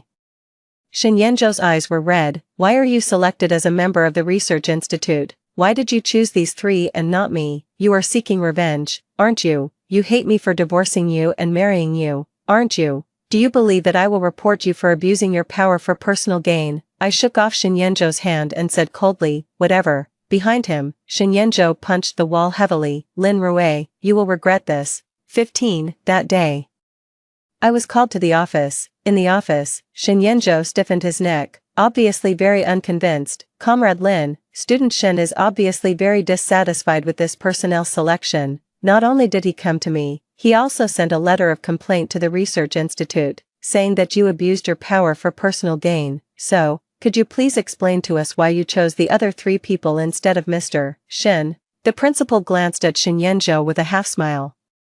It will also make Student Shin convinced. Shinyenjo's face turned pale, but he still stared at me. I sighed, put the prepared materials on the table, then stepped back and said to Shinyenjo, take a look at these. Shinyenjo's unwilling gaze fell on the stack of information. After he finished reading it, he stumbled out of the principal's office in a daze. He lost this battle completely. The information not only shows that the other 3 people's abilities surpass his in all aspects. 2 of them were very quiet and had expressed outstanding insights in their respective fields. Even Zhou Weiguo and the leader had met them. As for him, Shinyenjo, he just had slightly better grades and a better-looking face, and was highly praised in school. Even students like this are plentiful in school. Even if he were to choose from this large group of students, Shinyenjo might not be able to rank in the top 10. How can a person like Shinyenjo have the nerve to accuse me of abusing my power for personal gain? I took 3 students with me and disappeared from everyone's sight overnight. 16. It was 20 years later when I returned home again, and I have become the director of a research institute. Mom, is this where you used to live? My adopted children looked at the city where I had lived for more than 10 years with curiosity in their eyes. I smiled and said, yes, look here. This is the former military factory. Your mother worked here for 3 years. Unfortunately, the factory has now become an ordinary steel plant. It's no longer the way I remember it. Hey, are you Lin Rue? I didn't expect that the guard actually recognized me. He walked out of the guard room. Oh, are you really a forest engineer? I heard that you are at the Research Institute now. When did you come back? I didn't expect that the security guard still remembered me. So I chatted with him for a few words. After a few words, a door next to him suddenly opened and a man was driven out by a woman with a broom. Bah, I've been working like a slave for you my whole life, and you still dare to flirt with other women outside. Get out of here. As the door closed, the man turned around with a dark face and wanted to say something, but suddenly noticed our group. The man was stunned for a moment. Lin Rue, Shinyenjo, whose appearance had changed greatly but was still thin, strode towards me. Mom, my son took a step forward and subconsciously stood in front of me. My daughter also held my arm tightly to protect me. Mom, Shinyenjo glanced at the 2 of them, then looked past them and towards me. Lin Rue, is it really you? Are you back? I don't care about the past anymore. So when facing Shinyenjo, I was also very calm. My son saw that we seemed to know each other, so he stepped aside. Shinyenjo's eyes were still fixed on me. Lin Rue, they are all your children. You remarried. I just nodded, took my 2 children to the government guest house, and left. I still find it funny. Why does Shinyenjo think that I would not get married for him, although for various reasons, I am indeed not suitable for having children, but my husband loves me very much. His sons and daughters are also orphans of comrades who gave everything for the country. And they are all very filial. I have a successful career and a harmonious family. I feel that I am living a much more comfortable life in this life than in my previous life. In the evening, many old friends got together. Someone told me that Shinyenjo is now a teacher in a school. At first, he divorced me. He was flirting with Anya at school again, and his reputation was already ruined. When I was selecting people to join the research institute, because I did not choose Shinyenjo, he wrote a letter to the research institute to report me, although the school and research institute later became aware of the whole story, but no matter in front of the leaders of the school or the research institute, the 3 words Shinyenjo were marked with a big cross. This resulted in Shinyenjo being kicked back to his hometown by the school when he was assigned a job after graduation and was assigned to work in the military factory where I used to work. He wanted to join the research institute every year, but was rejected every year. This year is our 2nd year of marriage. Unfortunately, I was not the one responsible for the selection afterwards, as I was proven innocent time and time again. The 3 words Shinyenjo were completely blacklisted by the research institute. Such a person with unclear mind. I can't afford the research institute. In the end, even the military factory didn't want him. He could only go to school to work as an administrative teacher. Speaking of this, someone mentioned Anya. They said that Anya became a housewife since she married Shinyenjo. These years, not only did they have to take care of their mother-in-law, but they also had to take care of the children, and their lives were extremely chaotic. The 2 of them fought at home every day. Shinyenjo and Anya almost became the laughingstock of the whole area. After hearing this, I just smiled. The past is gone with the wind. I will be back to my post in a few days. What does everything here have to do with me? Story 2. In my previous life, a month before my engagement to my childhood sweetheart, our mutual childhood friend cornered him at his doorstep. She cried and said that she had actually liked him for all these years and hoped he could give her a chance. My childhood sweetheart didn't agree. Later, we got married smoothly, but she never gave up. Until the white moonlight turned into leftover rice grains, and the mosquito blood that couldn't be wiped clean before became the cinnabar mole in the man's heart. She came excitedly, pregnant, to declare her sovereignty. During the scuffle, she pushed me down the stairs, and I was bleeding from the head. In a trance, I saw my childhood sweetheart and his mother rushing over, supporting her and carefully asking if the fetus was affected. When I opened my eyes again, I was back in my high school days, looking at the man and woman in front of me. This time, everything will be different. 1. When I opened my eyes, I was in the classroom. I was wearing the high school summer uniform. The faint chirping of cicadas in my ears mixed with the cheering sounds outside the window. My head was groggy. I sat up straight and looked at everything in front of me in a daze. The last thing I remembered was that I took the drafted divorce agreement from the law firm and went home, where I met Hanchichi, who was standing at the door waiting for me with a pregnant belly, just like a peacock that had finally won the battle. She raised her head and showed off to me. I'm pregnant. Aiken said he will divorce you. I was silent and reached past her to take out the key to open the door. Perhaps my indifferent attitude couldn't add luster to her victory. Suddenly, she became emotional and clung to me tightly, refusing to let go. During the entanglement, she suddenly exerted force. I lost my balance in my high heels and fell down the stairs. My head hit the ground. The warm blood and intense pain became my last perception. 2. Accompanied by hasty footsteps, a bottle of water was placed on my desk. I heard you had heat stroke. You only attended half of the PE class. What happened? I looked up and saw a familiar face with a hint of anxiety. It was Shinchen, who was many years younger. My childhood sweetheart, my husband, the father of Hanchichi's unborn child, Shinchen. I stared blankly at him, but what came to my mind was that after I fell down the stairs, when he rushed over, he chose to pick up Hanchichi first. He soothed her as she cried and told her not to be afraid, that the baby would be fine. Yao. Not getting a response, Shinchen waved his hand in front of me. Could you have a fever? I suddenly felt a bit ridiculous. Even in such a situation, I could still have such a dream. Was it that in my subconscious?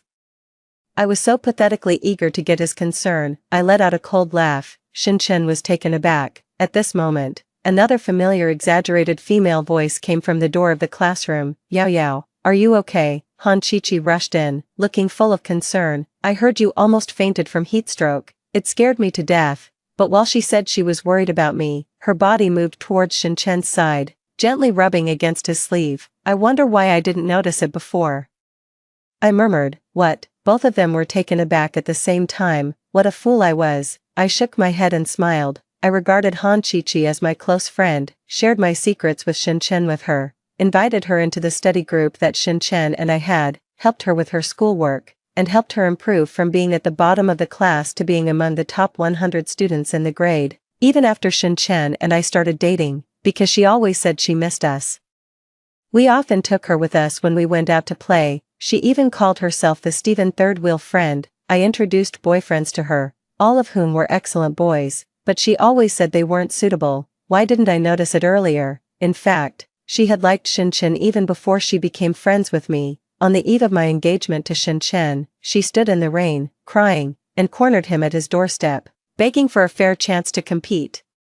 She kept saying that she didn't want to ruin our friendship, but also said that she loved him so much that she couldn't control herself. At that time, Shinchen didn't accept her. He firmly got engaged to me and then married me, but 5 years after our marriage, Han Chi-Chi always remained the third person in our marriage. After the truth was revealed, she simply threw all caution to the wind. She blocked the door of the place where Shinchen worked, made him lunch, bought him clothes, and showed her concern. She said she would prove with her actions that she loved Shinchen more than I did. Shinchen was disgusted by her pestering. He blocked her, refused to see her, and returned or threw away everything she sent. Half a year later, Han Chi-Chi came to me crying, knelt down, and begged for my forgiveness, saying that she had been bewitched in the past and would never pester Shinchen again. She wanted to be friends with us again. Naturally, I wasn't so naive as to be friends with someone who tried to destroy my marriage, and Shinchen said he wouldn't either. However,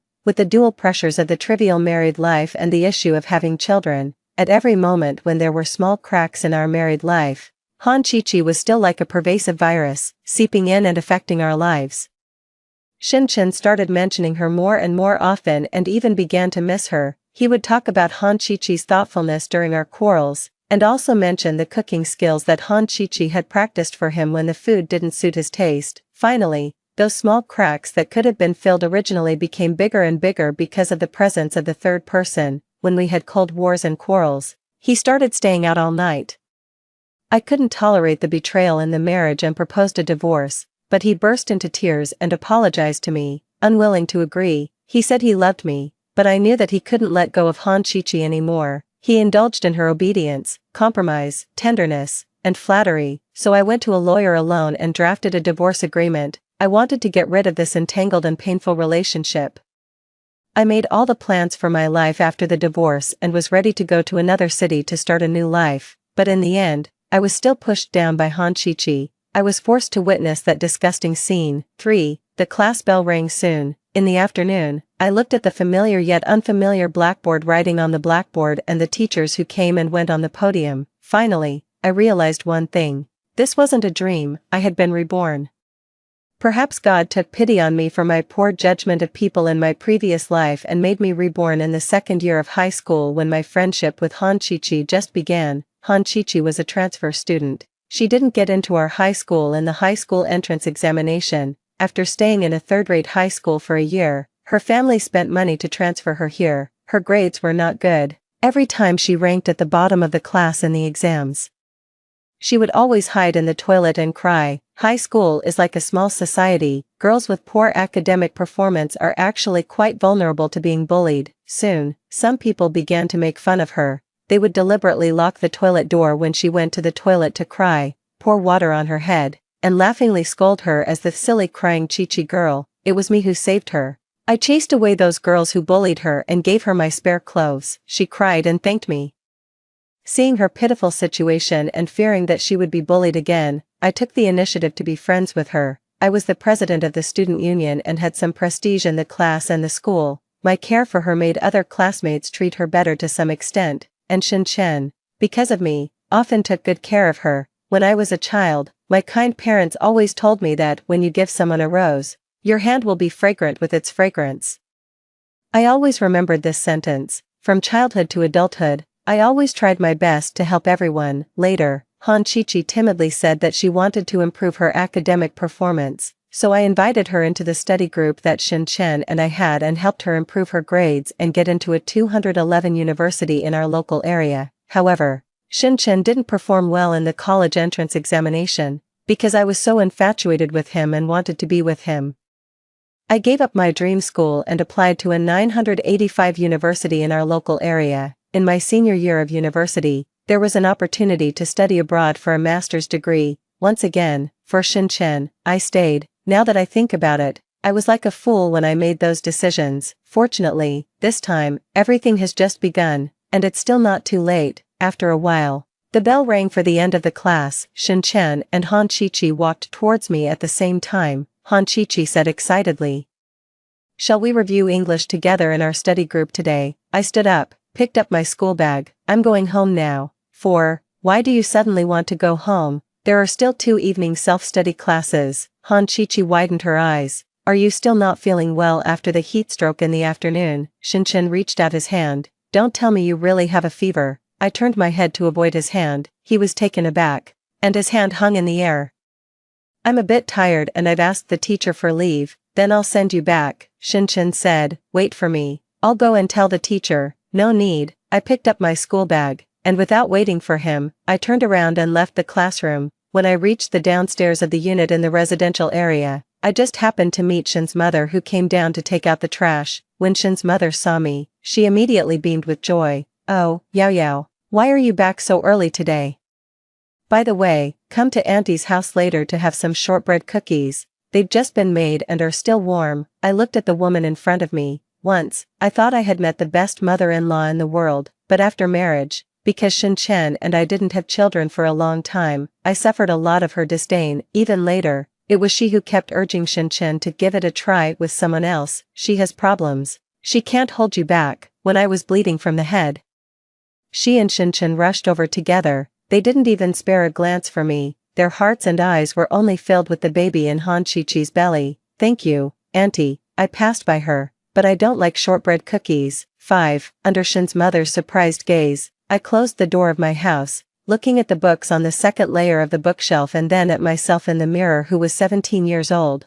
I suddenly felt that perhaps in this new life, what I could change was not just love and marriage. Could I also have a try at that regret that was once deeply buried in my heart? Just then, my mother came back from work. Shin Chen was following behind her. "I just met Shachin downstairs. He said you had heat stroke at school today and left early. Why didn't you call me?" My mother came over anxiously and touched my forehead. "How do you feel now?" "I'm fine," I smiled. "I was just a bit hot." "Don't worry. My mom cooked some mung bean soup for Yao Yao." Shin Chen placed the pot on the table. "It clears the heat. Drink it after it cools down. And there are also the shortbread cookies she just made." "Really?" My mother smiled. "You've troubled your mother again." "It's no trouble, Auntie." Shin Chen smiled with his teeth showing, and then peeked at me. "If you're feeling better, let's do our homework together tonight." In my previous life, until the 3rd year of high school, because we lived across from each other, Shin Chen and I often did our homework together and discussed exercises. But in this life, I don't want to anymore. I don't want to have a relationship with him that goes beyond ordinary classmates. I don't want to be close to his mother anymore. And I don't want to repeat the same mistakes and the tragic ending of my previous life. "Shin Chen," I said softly, "I've been a bit tired recently. So I want to study alone for a while. I want to quit the study group and the study sessions we have together at night." 6. Just like that, I quit the study group that Shin Chen and Han Chi-Chi were in. During the evening self-study classes in the following few days, I studied and did exercises by myself. Shin Chen would habitually come to find me during the breaks, but I usually went to the toilet or fetched water with my desk mate before he came. When Han Chi-Chi came to ask me questions, I usually made an excuse that I was busy. Finally, Shin Chen cornered me at my doorstep on the weekend. "What on earth have Han Chi-Chi and I done to offend you?" he said unhappily. "Why have you suddenly ignored us? You're overthinking it. The final exam is coming up. I just want to review by myself." "Am I overthinking it?" He raised his voice. "Everyone in the class can see that you've been ignoring me recently. Do you think I'm blind or deaf?" I was silent for a moment. "Shin Chen, do you like me?" "Huh." He was stunned. "I don't like you," I said. "What?" I said that although we grew up together and have been together for the past 17 years, I don't have feelings for you that go beyond those of an ordinary friend. I just want to study hard by myself now. What are you talking about? He seemed to have heard a funny joke. Who said I like you? I just regard you as a friend who grew up with me. That's the best then. I said softly, don't flatter yourself. He said with an ugly expression, I was just showing my concern for you as a friend, but you took my kindness for granted and even accused me of liking you instead. Humph, you want to study by yourself, that's fine, from now on, we'll all study by ourselves, okay, I nodded. I watched his back as he left in a huff. I'm sorry, Shin-Chen at the age of 17. I know that you at the age of 17 haven't done anything yet and you're not that two-timing scumbag yet. This one-sided coldness towards you may be a bit unfair, but with the memories of my previous life, I can no longer accept you. Moreover, since I've already foreseen the unbearable future between us, why not nip it in the bud? Forgetting each other in the vast world is the best ending for us. 7. Since that day, Shin-Chen never came to find me again. When Han Chi-Chi saw that I was ignoring her, she went to Shin-Chen, and he, as if out of spite, loudly said to Han Chi-Chi, it's okay. The two of us will form a study group, and we can still improve our grades. It's not like we can't live without anyone. Indeed, that's true. In this world, no one can't live without someone else. But a few days later, the head teacher, Teacher Zhang, suddenly called me to the office. Su Yao, have you been a bit reluctant to help your classmates recently? I frowned. Teacher Zhang, what do you mean? I heard that you quit the study group in the class. I nodded, yes. I want to study by myself. Teacher Zhang adjusted his glasses. Let me tell you, you're still too young, you know. For students, having good academic performance is one thing, but having good moral character is also very important. Selfish behavior is not advisable. Teacher, I said in confusion, I think the study group model isn't very suitable for me. I want to study hard. Why is that considered selfish? He let out a sigh and changed the subject. Su Yao, I originally planned to recommend you for the 3 good student in the city this year. You know what a 3 good student is, right? One must not only have good academic performance but also good moral character. Teacher Zhang, I interrupted him. First of all, last year, I was elected as the 3 good student in the city through a class vote first and then a school-wide vote. It was fair, just, and open. I don't mind using the same form this year. Secondly, I just quit the study group with Shin-Chen and Han Chi-Chi. Many of my classmates, such as my deskmate and the students sitting in front of and behind me, come to ask me questions, and I actively help them. I don't think there's anything wrong with my ideology and morality. If I were still the 17-year-old me, I might really think I didn't do well enough after being brainwashed by a few words from the head teacher. But in essence, I'm a 27-year-old who has experienced the hardships of society. This kind of preaching is too childish for me. Teacher Zhang couldn't argue with me, so he had to let me go back to the classroom first, but during the class meeting in the afternoon, he suddenly said that he was going to change the seats for everyone. The study groups in our class before have achieved good results. In this monthly exam, many students' grades have improved. He stood on the podium. The final exam is coming soon. To improve the overall grades of our class, we will implement a new one-on-one deskmate mutual assistance system. This year's selection of 3 good students in the city will mainly focus on moral education evaluation. How much the deskmate's score improves will be an important criterion for judgment. He read out the names and rearranged the seats, and Han Chi-Chi was arranged to be my deskmate. Yao Yao, Han Chi-Chi held her school bag and seemed to be thinking of me. Don't worry, to help you remain a 3 good student in the city, I will work hard to improve my academic performance. I suddenly found it a bit ridiculous. The head teacher on the stage was gesturing wildly, and the new watch on his wrist was very obvious. Han Chi-Chi's family seems to be in the business of selling luxury watches. I suddenly understood. In my previous life, the head teacher didn't intervene because I had been taking the initiative to help Han Chi-Chi. Under my tutoring, her grades improved rapidly. By the 3rd year of high school, she even entered the top 100 in the grade. She had a poor foundation and was weak in her studies. I'm afraid that except for me in the previous life who had such great patience, other classmates were too lazy to spend their precious time helping her. Even Shin-Chen, when the 3 of us studied together, he basically discussed questions with me and rarely helped Han Chi-Chi. When I first quit the study group, although Han Chi-Chi tried her best to hide it, it was obvious that she was excited inside. But not long after, she should have realized that Shin-Chen didn't have much patience with her, and I, the most suitable and convenient helper, suddenly didn't want to help anymore. Although she didn't know the reason, she was anxious. She came to this school and entered this class by pulling strings with money. It was too easy for her to get Teacher Zhang on her side by giving him a luxury watch. They wanted to use the title of 3 good student in the city to restrain me and make me continue to be a free homework tutor. Their calculations were really too good. After class, I went to the office to find Teacher Zhang. I don't want to be deskmates with Han Qiqi. Please help me change my seat, Teacher. 8. Teacher Zhang got angry as soon as he heard it. Su Yao, what's wrong with you as a student, huh? Didn't you just promise me that you were willing to help your deskmate? Why do you want to change your seat now? You don't cooperate with the study group, and now you want to change your seat. Look at yourself. Who in the class is as special as you? Teacher, do you love everyone in the world? What? He was taken aback. People always have those they like and those they dislike. I can help my deskmate, but I don't like Han Qiqi, so I don't want to help her. What's the point of picking and choosing when it comes to helping others? This time, the seats were arranged according to everyone's scores and are related to the selection of 3 good students in the city. If you want to change, is it fair to others? Why do you only think about yourself? Hee, I sneered. 3 good student in the city, 3 good student in the city. Then I'll withdraw from the selection of 3 good students in the city. What? I said I'll withdraw from the selection of 3 good students in the city. You don't have to choose a new deskmate for me either. I'll sit alone. Eccentric, selfish. He was shaking with anger. I'm working hard for you every day. You want to me, don't you? Don't worry, Teacher Zhang. I won't be able to make you angry for long, I said calmly. I've already decided to transfer to the liberal arts class in the 3rd year of high school. 9. As soon as I said this, both Teacher Zhang and Lu Shi were stunned. Teacher Zhang sneered. Hee, who are you trying to be angry with? I've never seen anyone transfer between liberal arts and science classes in the 3rd year of high school. Lu Shi also looked at me. I'm not kidding. I looked at Teacher Zhang. In a few days, I'll ask my parents to come and sign the papers. Hee, you really think you're a genius, being able to study liberal arts or science as you like.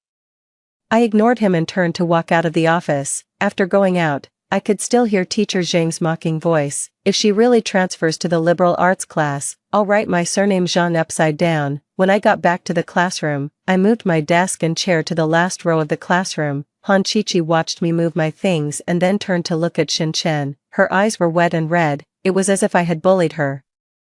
Most of the classmates in the class were silently watching the scene, but only Xin Chen came over. What are you doing? He frowned. Didn't you see it? Moving my seat. Did the teacher agree? I informed him. He watched me packing and took a deep breath. Come with me outside for a moment. I went to the corridor with him. Don't take your anger out on Han Qiqi just because you had a quarrel with me. That's really unseemly. I laughed. Take my anger out.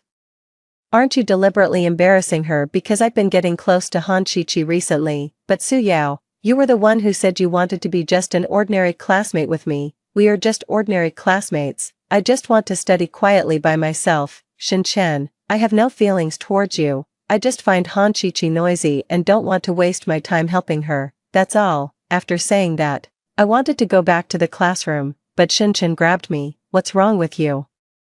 Why have you become so selfish? Let go. I frowned. Okay, I surrender. Stop making trouble. Okay, what? He bit his lip. I'll be honest, I got close to her and went to and from school with her just to make you angry, but you can't act like this just because you're angry. After that, he muttered softly, you should really learn from Han Qiqi in terms of personality. Look how gentle she is. She always thinks of others. Only I will indulge your bad temper. I looked at the person in front of me quietly. Sure enough, whether in the previous life or this life, whether at the age of 17 or 27, Xin Chen was still the same Xin Chen. Han Qiqi's gentleness, compliance, and flattery always worked on him, no matter when, and I lived in his self-righteous love and constant comparisons. I was like a spinning top that couldn't stop, as long as I didn't spin well, fast enough, or to his satisfaction. He would instinctively compare me with Han Qiqi and point at her and say, look, how beautifully she spins. I even bestowed my love on you, but you're still nitpicking and ungrateful. But in fact, I never wanted such love. Xin Chen, I said softly, I've always thought that at the very beginning of this relationship, it was because I took the initiative to help Han Qiqi, so, to some extent, I also have some responsibility towards you. What? He didn't understand. I shook my head. I'll give you a piece of advice. In this year of the 3rd year of high school, focus on your own studies, do more simulation exercises, reduce your nervousness, and you can get into a good university." After saying that, I turned around and went back to the classroom. This was all I could help him with. As for his future choices, it was up to him. 10. When I got home, Shin's mother was sitting on the sofa, and my mother was answering a phone call. "Okay, I'm sorry, Teacher Zhang. The child has caused you trouble." I know. This matter is indeed. I guess the child was just impulsive. Please don't report it to the school in a hurry." Okay. After putting down the phone, my mother had a complicated expression. "Your head teacher said that you want to transfer to the liberal arts class." I nodded. "What? Transfer to the liberal arts class?" Shin's mother immediately said, "Listen to Auntie. You can't transfer. It's almost the 3rd year of high school. Teacher Zhang said that you talked back to the teacher today and also said that you want to sit alone. Have you encountered anything recently?" my mother asked. I shook my head. "Mom, I want to study liberal arts and apply for the School of Journalism at Peking University." Peking University, Shin's mother immediately said again. "Oh, it's not easy to get into Peking University, Yao. Auntie is telling you that girls shouldn't go into journalism. It's not safe and doesn't pay well either. Girls should study something like accounting. It will be easier to find a stable job in the future." I was just talking to your mother. The accounting majors of those several 985 universities in our local area are all quite good, and Peking University is so far away from home. It's better for girls to stay closer to home. In the future, you and Shin Chen can both study at local universities. And you can go home on weekends. In my previous life, Shin's mother was like this, constantly telling my parents and me how good it was to stay local, because her legs were not good and she didn't like going out. Shin Chen had told me a long time ago that his mother wanted him to go to a local university, and as the so-called well-known future daughter-in-law in her eyes, of course, it was the most secure for me to study at a local university too. You're the only girl in your family. It's better to stay closer to your parents. You and Shin Chen grew up together. There's no man in this world who will treat you better than him. Get married early after graduation. Yao. Girls don't need to have too strong a career ambition. Stability is the most important thing. You always have to take care of the family. Girls should have children early. It's also good for your recovery. It was under the brainwashing of these words that I found an ordinary and stable job after graduation. Married Shin Chen, and even doubted myself because I couldn't get pregnant for a long time, and because I couldn't get pregnant for 5 years. Shin's mother's attitude towards me gradually turned bad. Once, I accidentally heard her talking to Shin Chen outside the door. "Son, even though you're married, you can't just stick to her. We should have had a premarital medical examination before getting married." Who knew she couldn't have children? "Mom, it might not be Yao's problem. It could also be my problem." "How could it be your problem?" She raised her voice. "Let me tell you, Yao has been spoiled by you since she was a child. You give her whatever she wants every day. Now I think Chi-Chi is really nice. She always comes to give me things, and her personality is much better than Yao's. What era is it now? It's not like you can't get a divorce. You and Yao quarrel all the time now. Just give it a try with Chi-Chi. If she gets pregnant, just dump Yao and be with Chi-Chi." Memories of the past flooded my mind, and on Shin's mother's side, she was still pouring out her values to my mother. "Most people in this world are ordinary. One shouldn't aim too high. For girls, it's better to seek stability, find a good and reliable husband's family, get married and have children early after graduation. As the old saying goes, it's better to marry well than to study well." "Auntie," I interrupted her. "It's true that most people in this world are ordinary, but ordinary people also have dreams. Dreams are not about being overly ambitious, and a girl's value is never just about getting married and having children. If you read some books, you might find out how important a position women occupy in promoting the progress of history. Not everyone can promote history. You young people are poisoned by those decadent foreign ideas on the internet. You always think you're so great."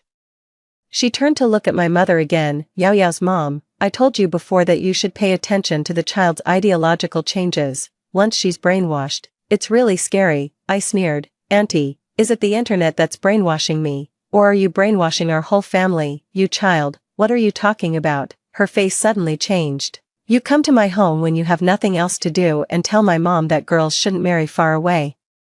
That girls shouldn't have a strong career ambition, and that girls should get married early. I just don't understand. Do you really want to control me so much? You ungrateful child. I've watched you grow up since you were little. Isn't this out of concern for you? I'm also very busy. If you were a stranger on the street, why would I bother to care about you, since you're so busy? Then please focus on your own business and don't come to my home for no reason anymore. I said coldly. Shin's mother opened her mouth wide and stared at me blankly, unable to say a word for a moment. Fine, I'll go. I'll never come to your home again. As she said this, she stood up, but her movements were slow, obviously waiting for my mother to stop her. But I took a step ahead and grabbed my mother's hand. Thank you, Auntie. Indeed, I'm about to enter my senior year of high school. And I also want to have a quiet study environment. Shin's mother's face turned pale and then red. Before leaving, she stopped again and turned to my mother angrily, saying, Yao's mom, you really should discipline your child. 11 After Shin's mother left, my mother let out a sigh. Why are you so angry today? In fact, my parents have always been very open-minded and kind people. But kind people can sometimes be soft-hearted and be taken advantage of. I pulled my mother into the room and pointed to a row of journalism books in the bookcase. Mom, you know that I've been interested in journalism for a long time. The college entrance examination may not be the only opportunity to change the trajectory of one's life, but it's a very important choice. In the past, I just followed the crowd, because everyone said that when filling in the college entrance examination volunteer, there were more majors to choose from for science students, and that science students had a better future, but personally, I actually prefer liberal arts. Mom, I made this decision after careful consideration and practical judgment, although the classes in the second year of high school mainly focus on science, because I'm interested in liberal arts and I also need to take the general academic proficiency test. I haven't really fallen behind in the general framework of the content. I'm confident that I can make up for the liberal arts content during the summer vacation of the second year of high school.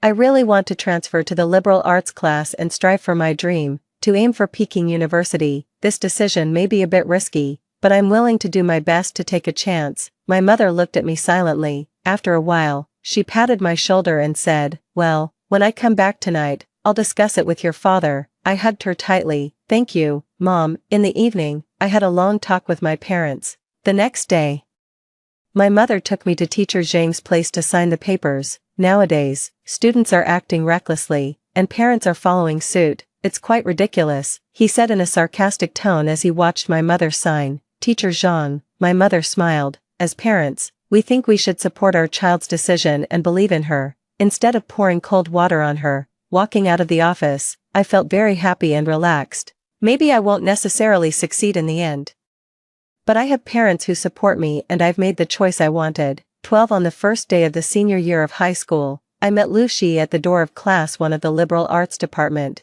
I didn't expect you to really come. He raised his eyebrows. Welcome. And Shin Chen was very angry when he learned that I had gone to the liberal arts class. Why didn't you discuss it with me? I was silent for a moment. Shin Chen, this is my personal decision, except for my parents. I don't need to discuss it with anyone else. Fine, he sneered. Then we'll break off our friendship from now on. As soon as the school started, there was a diagnostic examination, perhaps to make everyone nervous. The questions this time were a bit difficult. A week later, the results were announced. My score ranked 11th in the liberal arts class. The entire senior year office was in an uproar. When Teacher Xian, the head teacher, called me to the office, I happened to hear Teacher Zhang shouting inside, she just transferred here. It's impossible for her to get such a high score in liberal arts. This girl has extremely high self-esteem. She must have cheated for the sake of face. We must investigate it thoroughly. I knocked on the door, and the voices inside stopped abruptly. When Teacher Xian saw me, he immediately smiled and waved for me to come over. Su Yao, you got a very good score in this diagnostic examination. The teacher just wants to ask you, how did you improve your liberal arts score in such a short time? Hee. Teacher Zhang sneered beside him. I was silent for a moment and said seriously, Teacher Xian, is there any teacher who suspects that I cheated? Teacher Xian, well, to be honest, since you just transferred from the science class and directly ranked 11th in the grade, the teachers are actually quite curious. I smiled. Teacher Xian, do you know how I spent the summer vacation of the second year of high school? For the entire summer vacation, I locked myself at home and had no entertainment activities. I bought liberal arts review materials and real college entrance examination questions. I went through each knowledge point and solved each question. I studied from 8 a.m. to 12 p. Every day. I can understand that the teachers are curious, but I can't accept being suspected of cheating without any reason. Is it without reason? Where there's smoke, there's fire. What evidence do you have to prove that you didn't cheat? Teacher Zhang immediately said. There are invigilators in the examination room and there is surveillance. Why don't you ask the invigilators, Teacher Zhang, or even check the surveillance? Why do you question me on the premise of subjectively believing that I cheated? Look, Teacher Xian, look, she's so unruly, Teacher Zhang said excitedly. She's just gotten carried away as a student leader and is very self-righteous. You must call her parents. Unexpectedly, Teacher Xian ignored him. Su Yao, the teacher believes in you. Keep working hard. Teacher Zhang widened his eyes. No, Teacher Xian, you're still young and don't know that students are always full of tricks. You can't encourage students to give up their integrity just for the grades of class 1 of the liberal arts department and to get promoted to a higher level teacher. Teacher Zhang, when it comes to integrity, Lu Shi, who was helping Teacher Xian organize materials beside him, suddenly looked up. Did you forget something? What? Teacher Zhang was surprised. Lu Shi opened his innocent and bright big eyes. You said in the office that if Su Yao transferred to the liberal arts class, you would write your surname Zhang upside down. Have you written your name upside down recently? The other teachers in the office were holding back their laughter, and one of them couldn't help but laugh out loud. Teacher Zhang. Teacher Xian also smiled. You'd better mind your own business when it comes to class 1 of the liberal arts department. A minute later, Lu Shi and I walked out of the office one after another. Su Yao, I turned around. You seem quite interesting. He put his hands in his pockets. Actually, I've always thought that school is quite boring and there's no worthy opponent, but to be honest, I'm kind of looking forward to it now. Looking forward to what? I was puzzled. He smiled. Looking forward to the day when we meet at the top. 13 in the days that followed, all I did every day was study. News from the science class sometimes reached my ears. For example, Han Chichi was pursuing Shinchen vigorously. Maybe my departure was the reason why she took action earlier than in the previous life, but this life is different from the previous one. In the previous life, with my contrast, Han Chichi became Shinchen's warm haven to escape from marriage. In this life, I've already gone to the liberal arts class. Han Chichi's enthusiastic pursuit as a poor student will only make Shinchen feel ashamed. He has no time and no patience to help her improve her grades.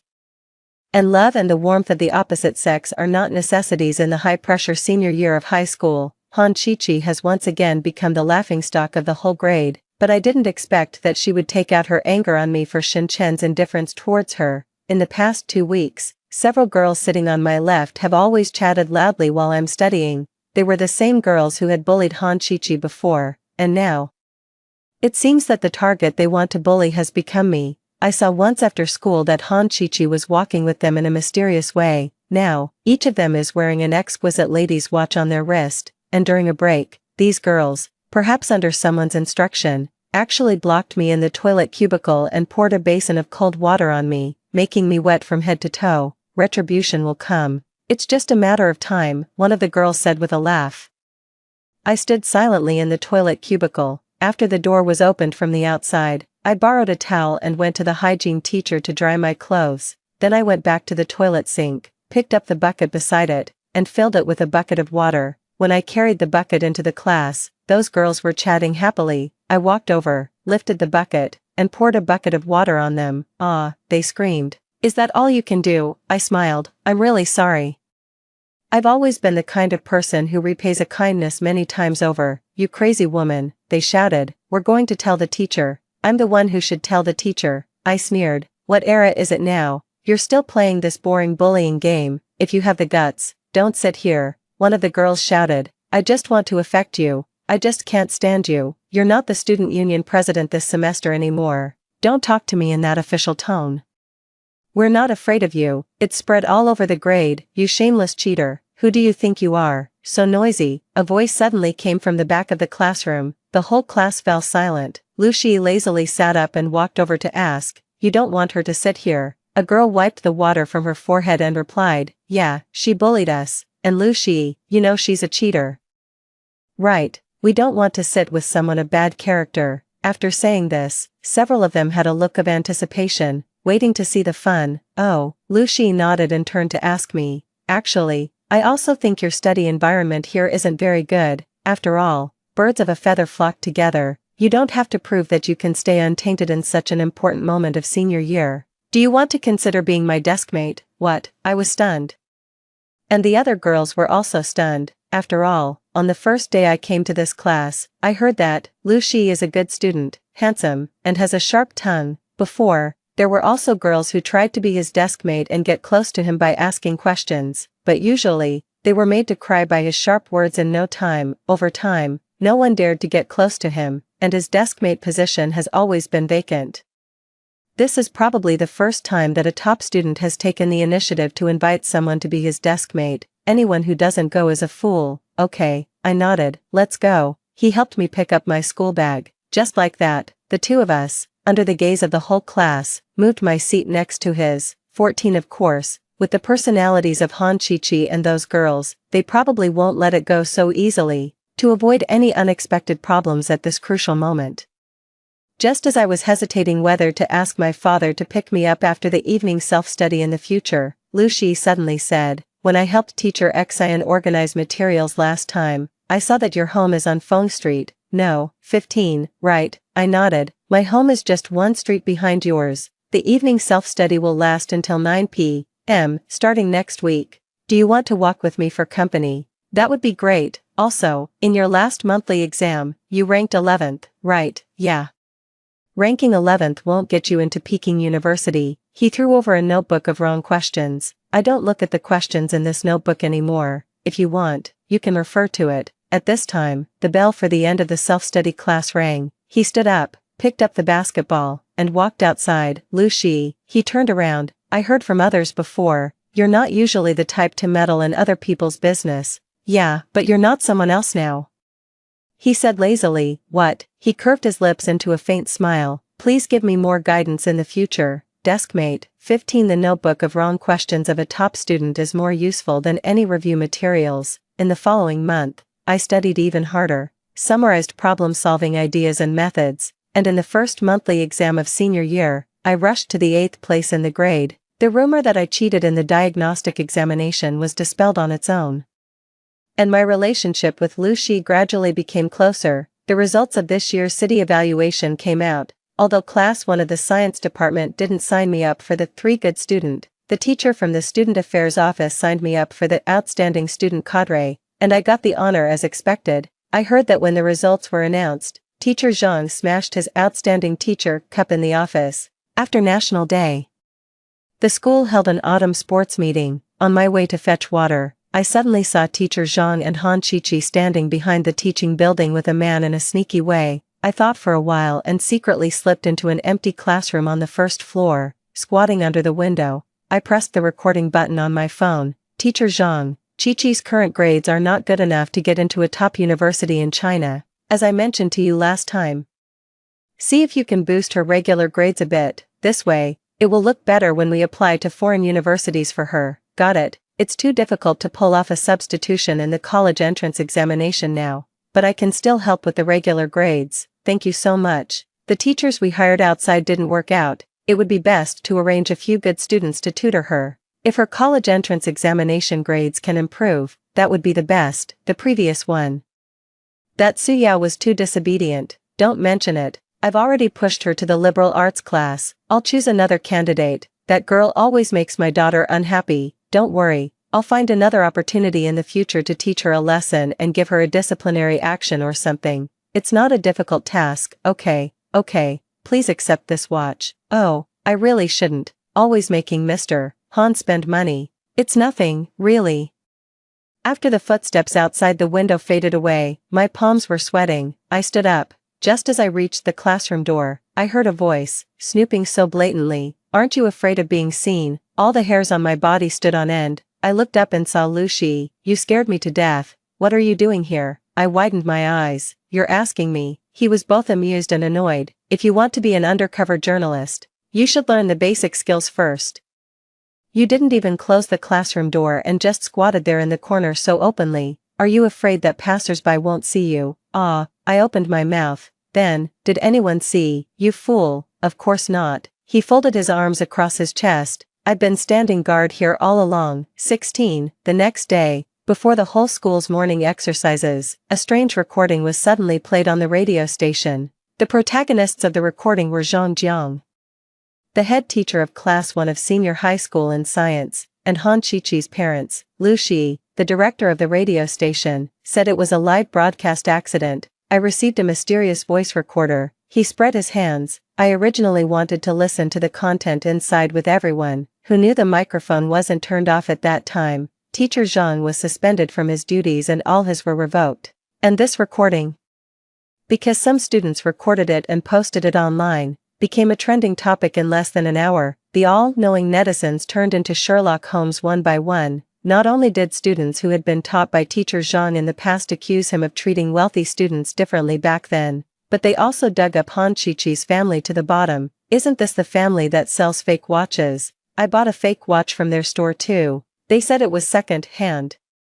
But actually it was all fake. Someone reported Han's company. The public security organs intervened and found that the Han family was not only involved in manufacturing and selling fake goods but also suspected of money laundering crimes. The school started to investigate whether Han Qiqi had formed a bullying group at school. When it came to those girls, they cried and said that Han Qiqi had given them famous watches and asked them to bully me. Han Qiqi became a pariah at school and dropped out of school soon after. The most pathetic one was teacher Zhang. The watch he wore on his hand and admired every day was finally found to be fake. 17. The afternoon after Han Qiqi dropped out of school, I saw Shen Chen at the entrance of the unit in the community. He said he was sorry to me. I didn't know she had been so malicious all along and always wanted to target you. In fact, I also hated her later. He wrung his hands helplessly. I'm sorry. Yao Yao, let's make up, okay. When he said this, he was holding the strawberry milk that I used to love to drink in his hand, but when I looked at that bottle of milk, I suddenly thought of the previous life. I came back a day early from a business trip and saw the strawberry milk that should have been in the refrigerator on the table. There was still an ambiguous lipstick mark on the mouth of the bottle. The bedroom and the bathroom were filled with an indescribable smell.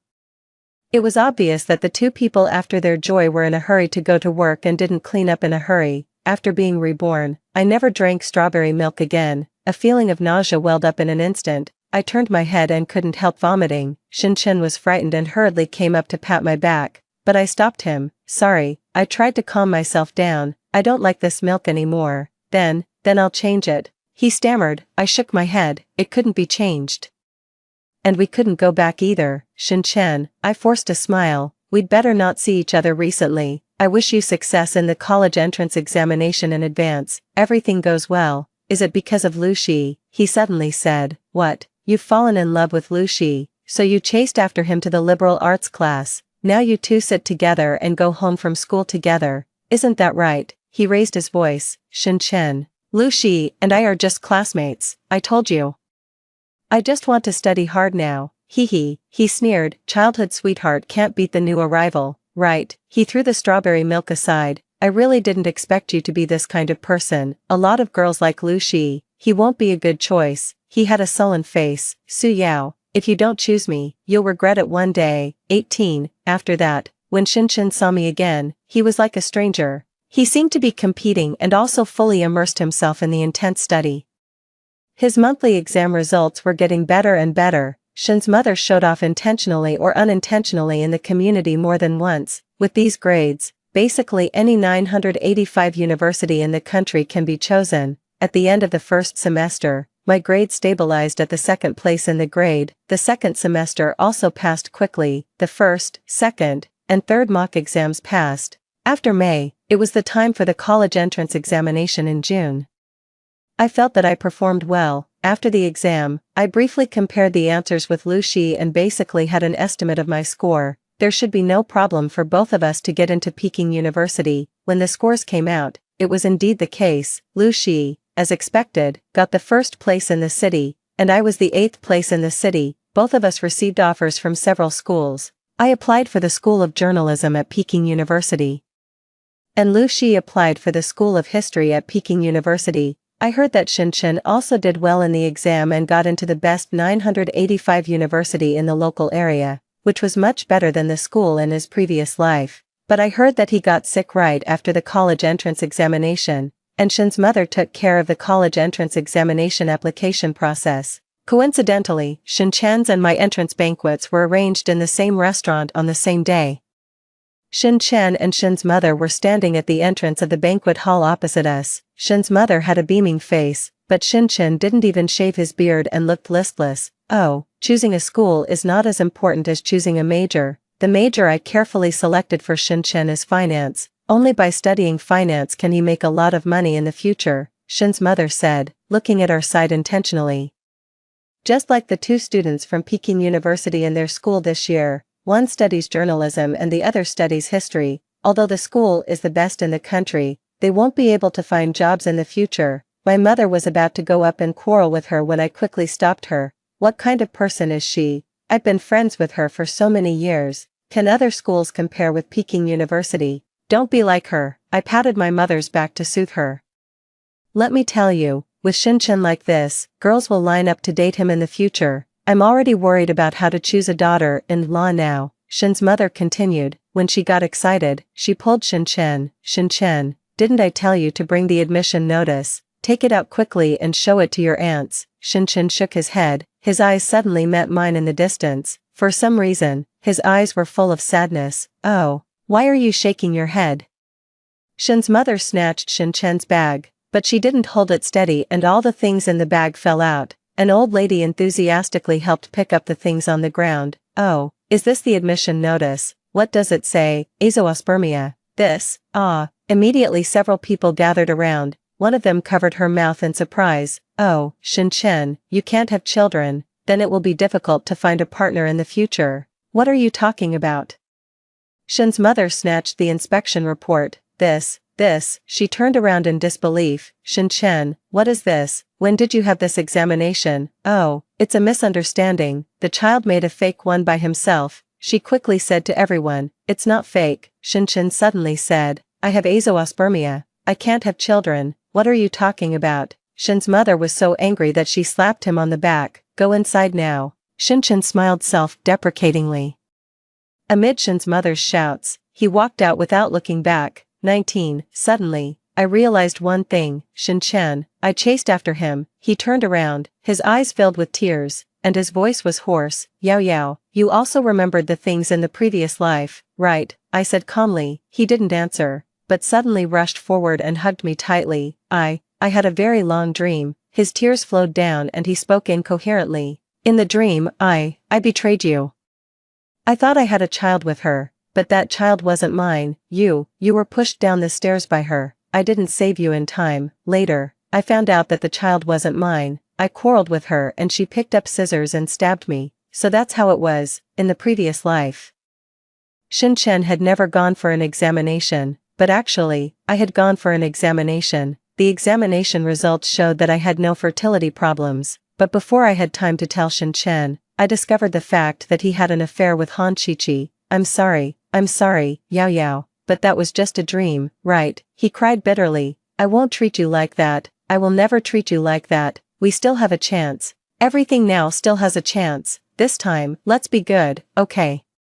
I gently pushed him away. Shinchan, you and I both know that it wasn't just a simple dream. The bleeding was real, and the pain was real. All of it was the pain I really experienced. If you were still the Shinchan who knew nothing and remembered nothing, maybe we could still get along as ordinary classmates or friends, but now that you've remembered, we can't even be ordinary classmates anymore. I don't want to bring the hatred of the previous life into this life. Being strangers is my last bottom line. I hope you can be a better person in this life. Maybe I'm cold-blooded, but I don't pity him. If he really had the ability to have children and if that child was really his, then in the previous life, he should have been happy with Han Qiqi. Never expect to exchange your own misery or even your life for the regret that a man condescends to give. Because this belated pity and regret are not worth a penny in the face of a life full of unknown wonderfulness and beauty. 20. That night, Shin's mother cried and made a scene at home for a long time. The whole unit could hear it. At 9 p.m., a small stone was suddenly thrown at the window glass of my room. I opened the window and looked down. It was actually Lu Shi. He was holding a small bunch of flowers in his hands, standing under the street lamp, like a prince in a fairy tale world. I quickly changed my clothes and went downstairs. Why didn't you send a message? What era is it now? You still call people by throwing stones at the window. I smiled. I just wanted to give it a try and see if you could hear. He shrugged. The two of us looked at each other and smiled. I'm going on a trip with my parents tomorrow, so the next time we meet should be at Peking University. I nodded. Yeah, this flower is. He coughed softly. This flower is called Alstroemeria. I just passed by a flower shop and saw it. I thought the flower language was quite suitable for you, so I bought it on the way. He handed the flowers to me. I seem to have never congratulated you on getting into Peking University. Same to you. I took the flowers with a smile. Then, go up early. See you at Peking University. Yeah, see you at Peking University. Looking at Lucy's leaving back, I belatedly remembered what he said just now.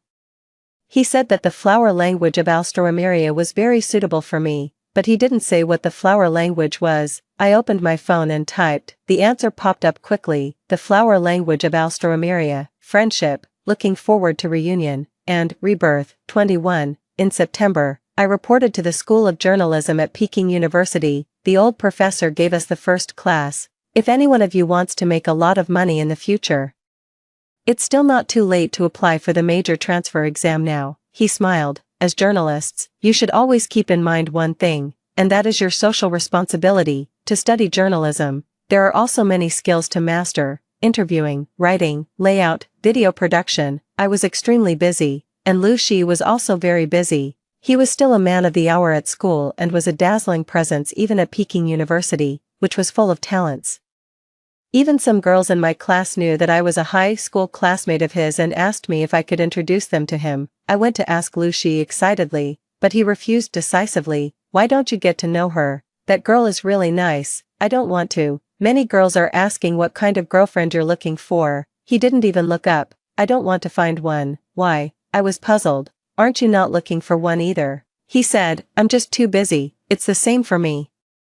He closed the book. I'm also busy, just like that. Until our senior year of university, Lu Shi didn't have a girlfriend. Some girls began to suspect his sexual orientation and asked me indirectly if he liked men. I thought for a while. I guess not. Then he likes you, they said. Really? Except for you. We haven't seen Godlu get close to any other girl. After graduating from senior year, I received an offer from a prestigious foreign university for a master's degree in journalism, while Lu Shi stayed at the university to pursue a direct Ph.D. On the day I left Beijing, he went to the airport to see me off. At the moment of parting, a strong emotion suddenly welled up in my heart. In fact, I knew, being too busy with studies and having no time to fall in love were just excuses for myself. I was just so deeply hurt in my previous life that I had been too afraid to take that step again. But what if it was this person in front of me? Should I give it a try? I pinched my palm and suddenly looked up. Lu Shi. I looked into his beautiful eyes and said word by word, do you like me? He was stunned, and then he smiled. Yao Yao. Do you know why a TV drama can have 100 episodes? What? Because they don't say what they want to say directly. If you're so straightforward, what's there to write about in the story? Stop talking nonsense, I said anxiously. Do you like me or not? If not, forget it. Hey, are you getting angry? He smiled and grabbed me. I just think it's a bit of a pity. Originally, I had already bought a ticket for the next flight. When I got there, I was going to give you a surprise. Huh, what did you say? I've been waiting for the day when you're willing to fall in love. Then, he took out a very beautifully pressed Alstroemeria bookmark from his bosom. At the same time, I heard his magnetic and pleasant voice. He said, I love you. 22. Lu Shi and I had a long-distance relationship across countries for 3 years. 3 years later, I returned to China and became a social news reporter. 2 years later, Lu Shi graduated with a Ph.D. and stayed at the university as a faculty member. In less than 2 years, he was exceptionally promoted to an associate professor. I have always adhered to the original aspiration of a journalist, done every piece of news with a truth-seeking attitude, been active in the career I love, and won several honors in the industry. As a guest on a history program, Lu Shi is known as Godlu of History by netizens because of his eloquence and is rated as a new famous orator at Peking University. When I first transferred to the liberal arts class, he once said that he was looking forward to meeting me at the peak. Many years later, we both stood at the summit of our respective fields, and kept looking ahead, exploring one peak after another. Another year passed, and we got married. It was the college entrance examination season again. Our high school alma mater invited us both to give a speech at the school. Coincidentally, when I was waiting for Lu Shi, who went to buy water by the roadside, I actually met Shen Chen. He was holding a child's hand. I looked up and saw a familiar face with a hint of anxiety. I always see you on TV and the internet, he smiled. You must have had a good life these past few years, I nodded. I've been teaching in the mountainous areas these past few years. This is the child I adopted, he said. We exchanged a few simple greetings, and then he left with the child. At this moment, Lu Shi came back. He squinted his eyes and looked at the distant figure. Shen Chen, what's he doing here? Did he come to find you? I burst out laughing. We just met by chance. Why? Is Professor Lu jealous of such an old matter? He snorted softly. By the way, I tugged at his sleeve. I remember you bought me a bunch of Alstroemeria back then. Did you buy it from that flower shop over there? He looked at me and muttered softly, you're so slow. Do you think you can buy such a niche flower from this small flower shop? Huh, I specially bought it online. I looked for several stores. It was really hard to find. I blinked. Wow, Lu Shi. Did you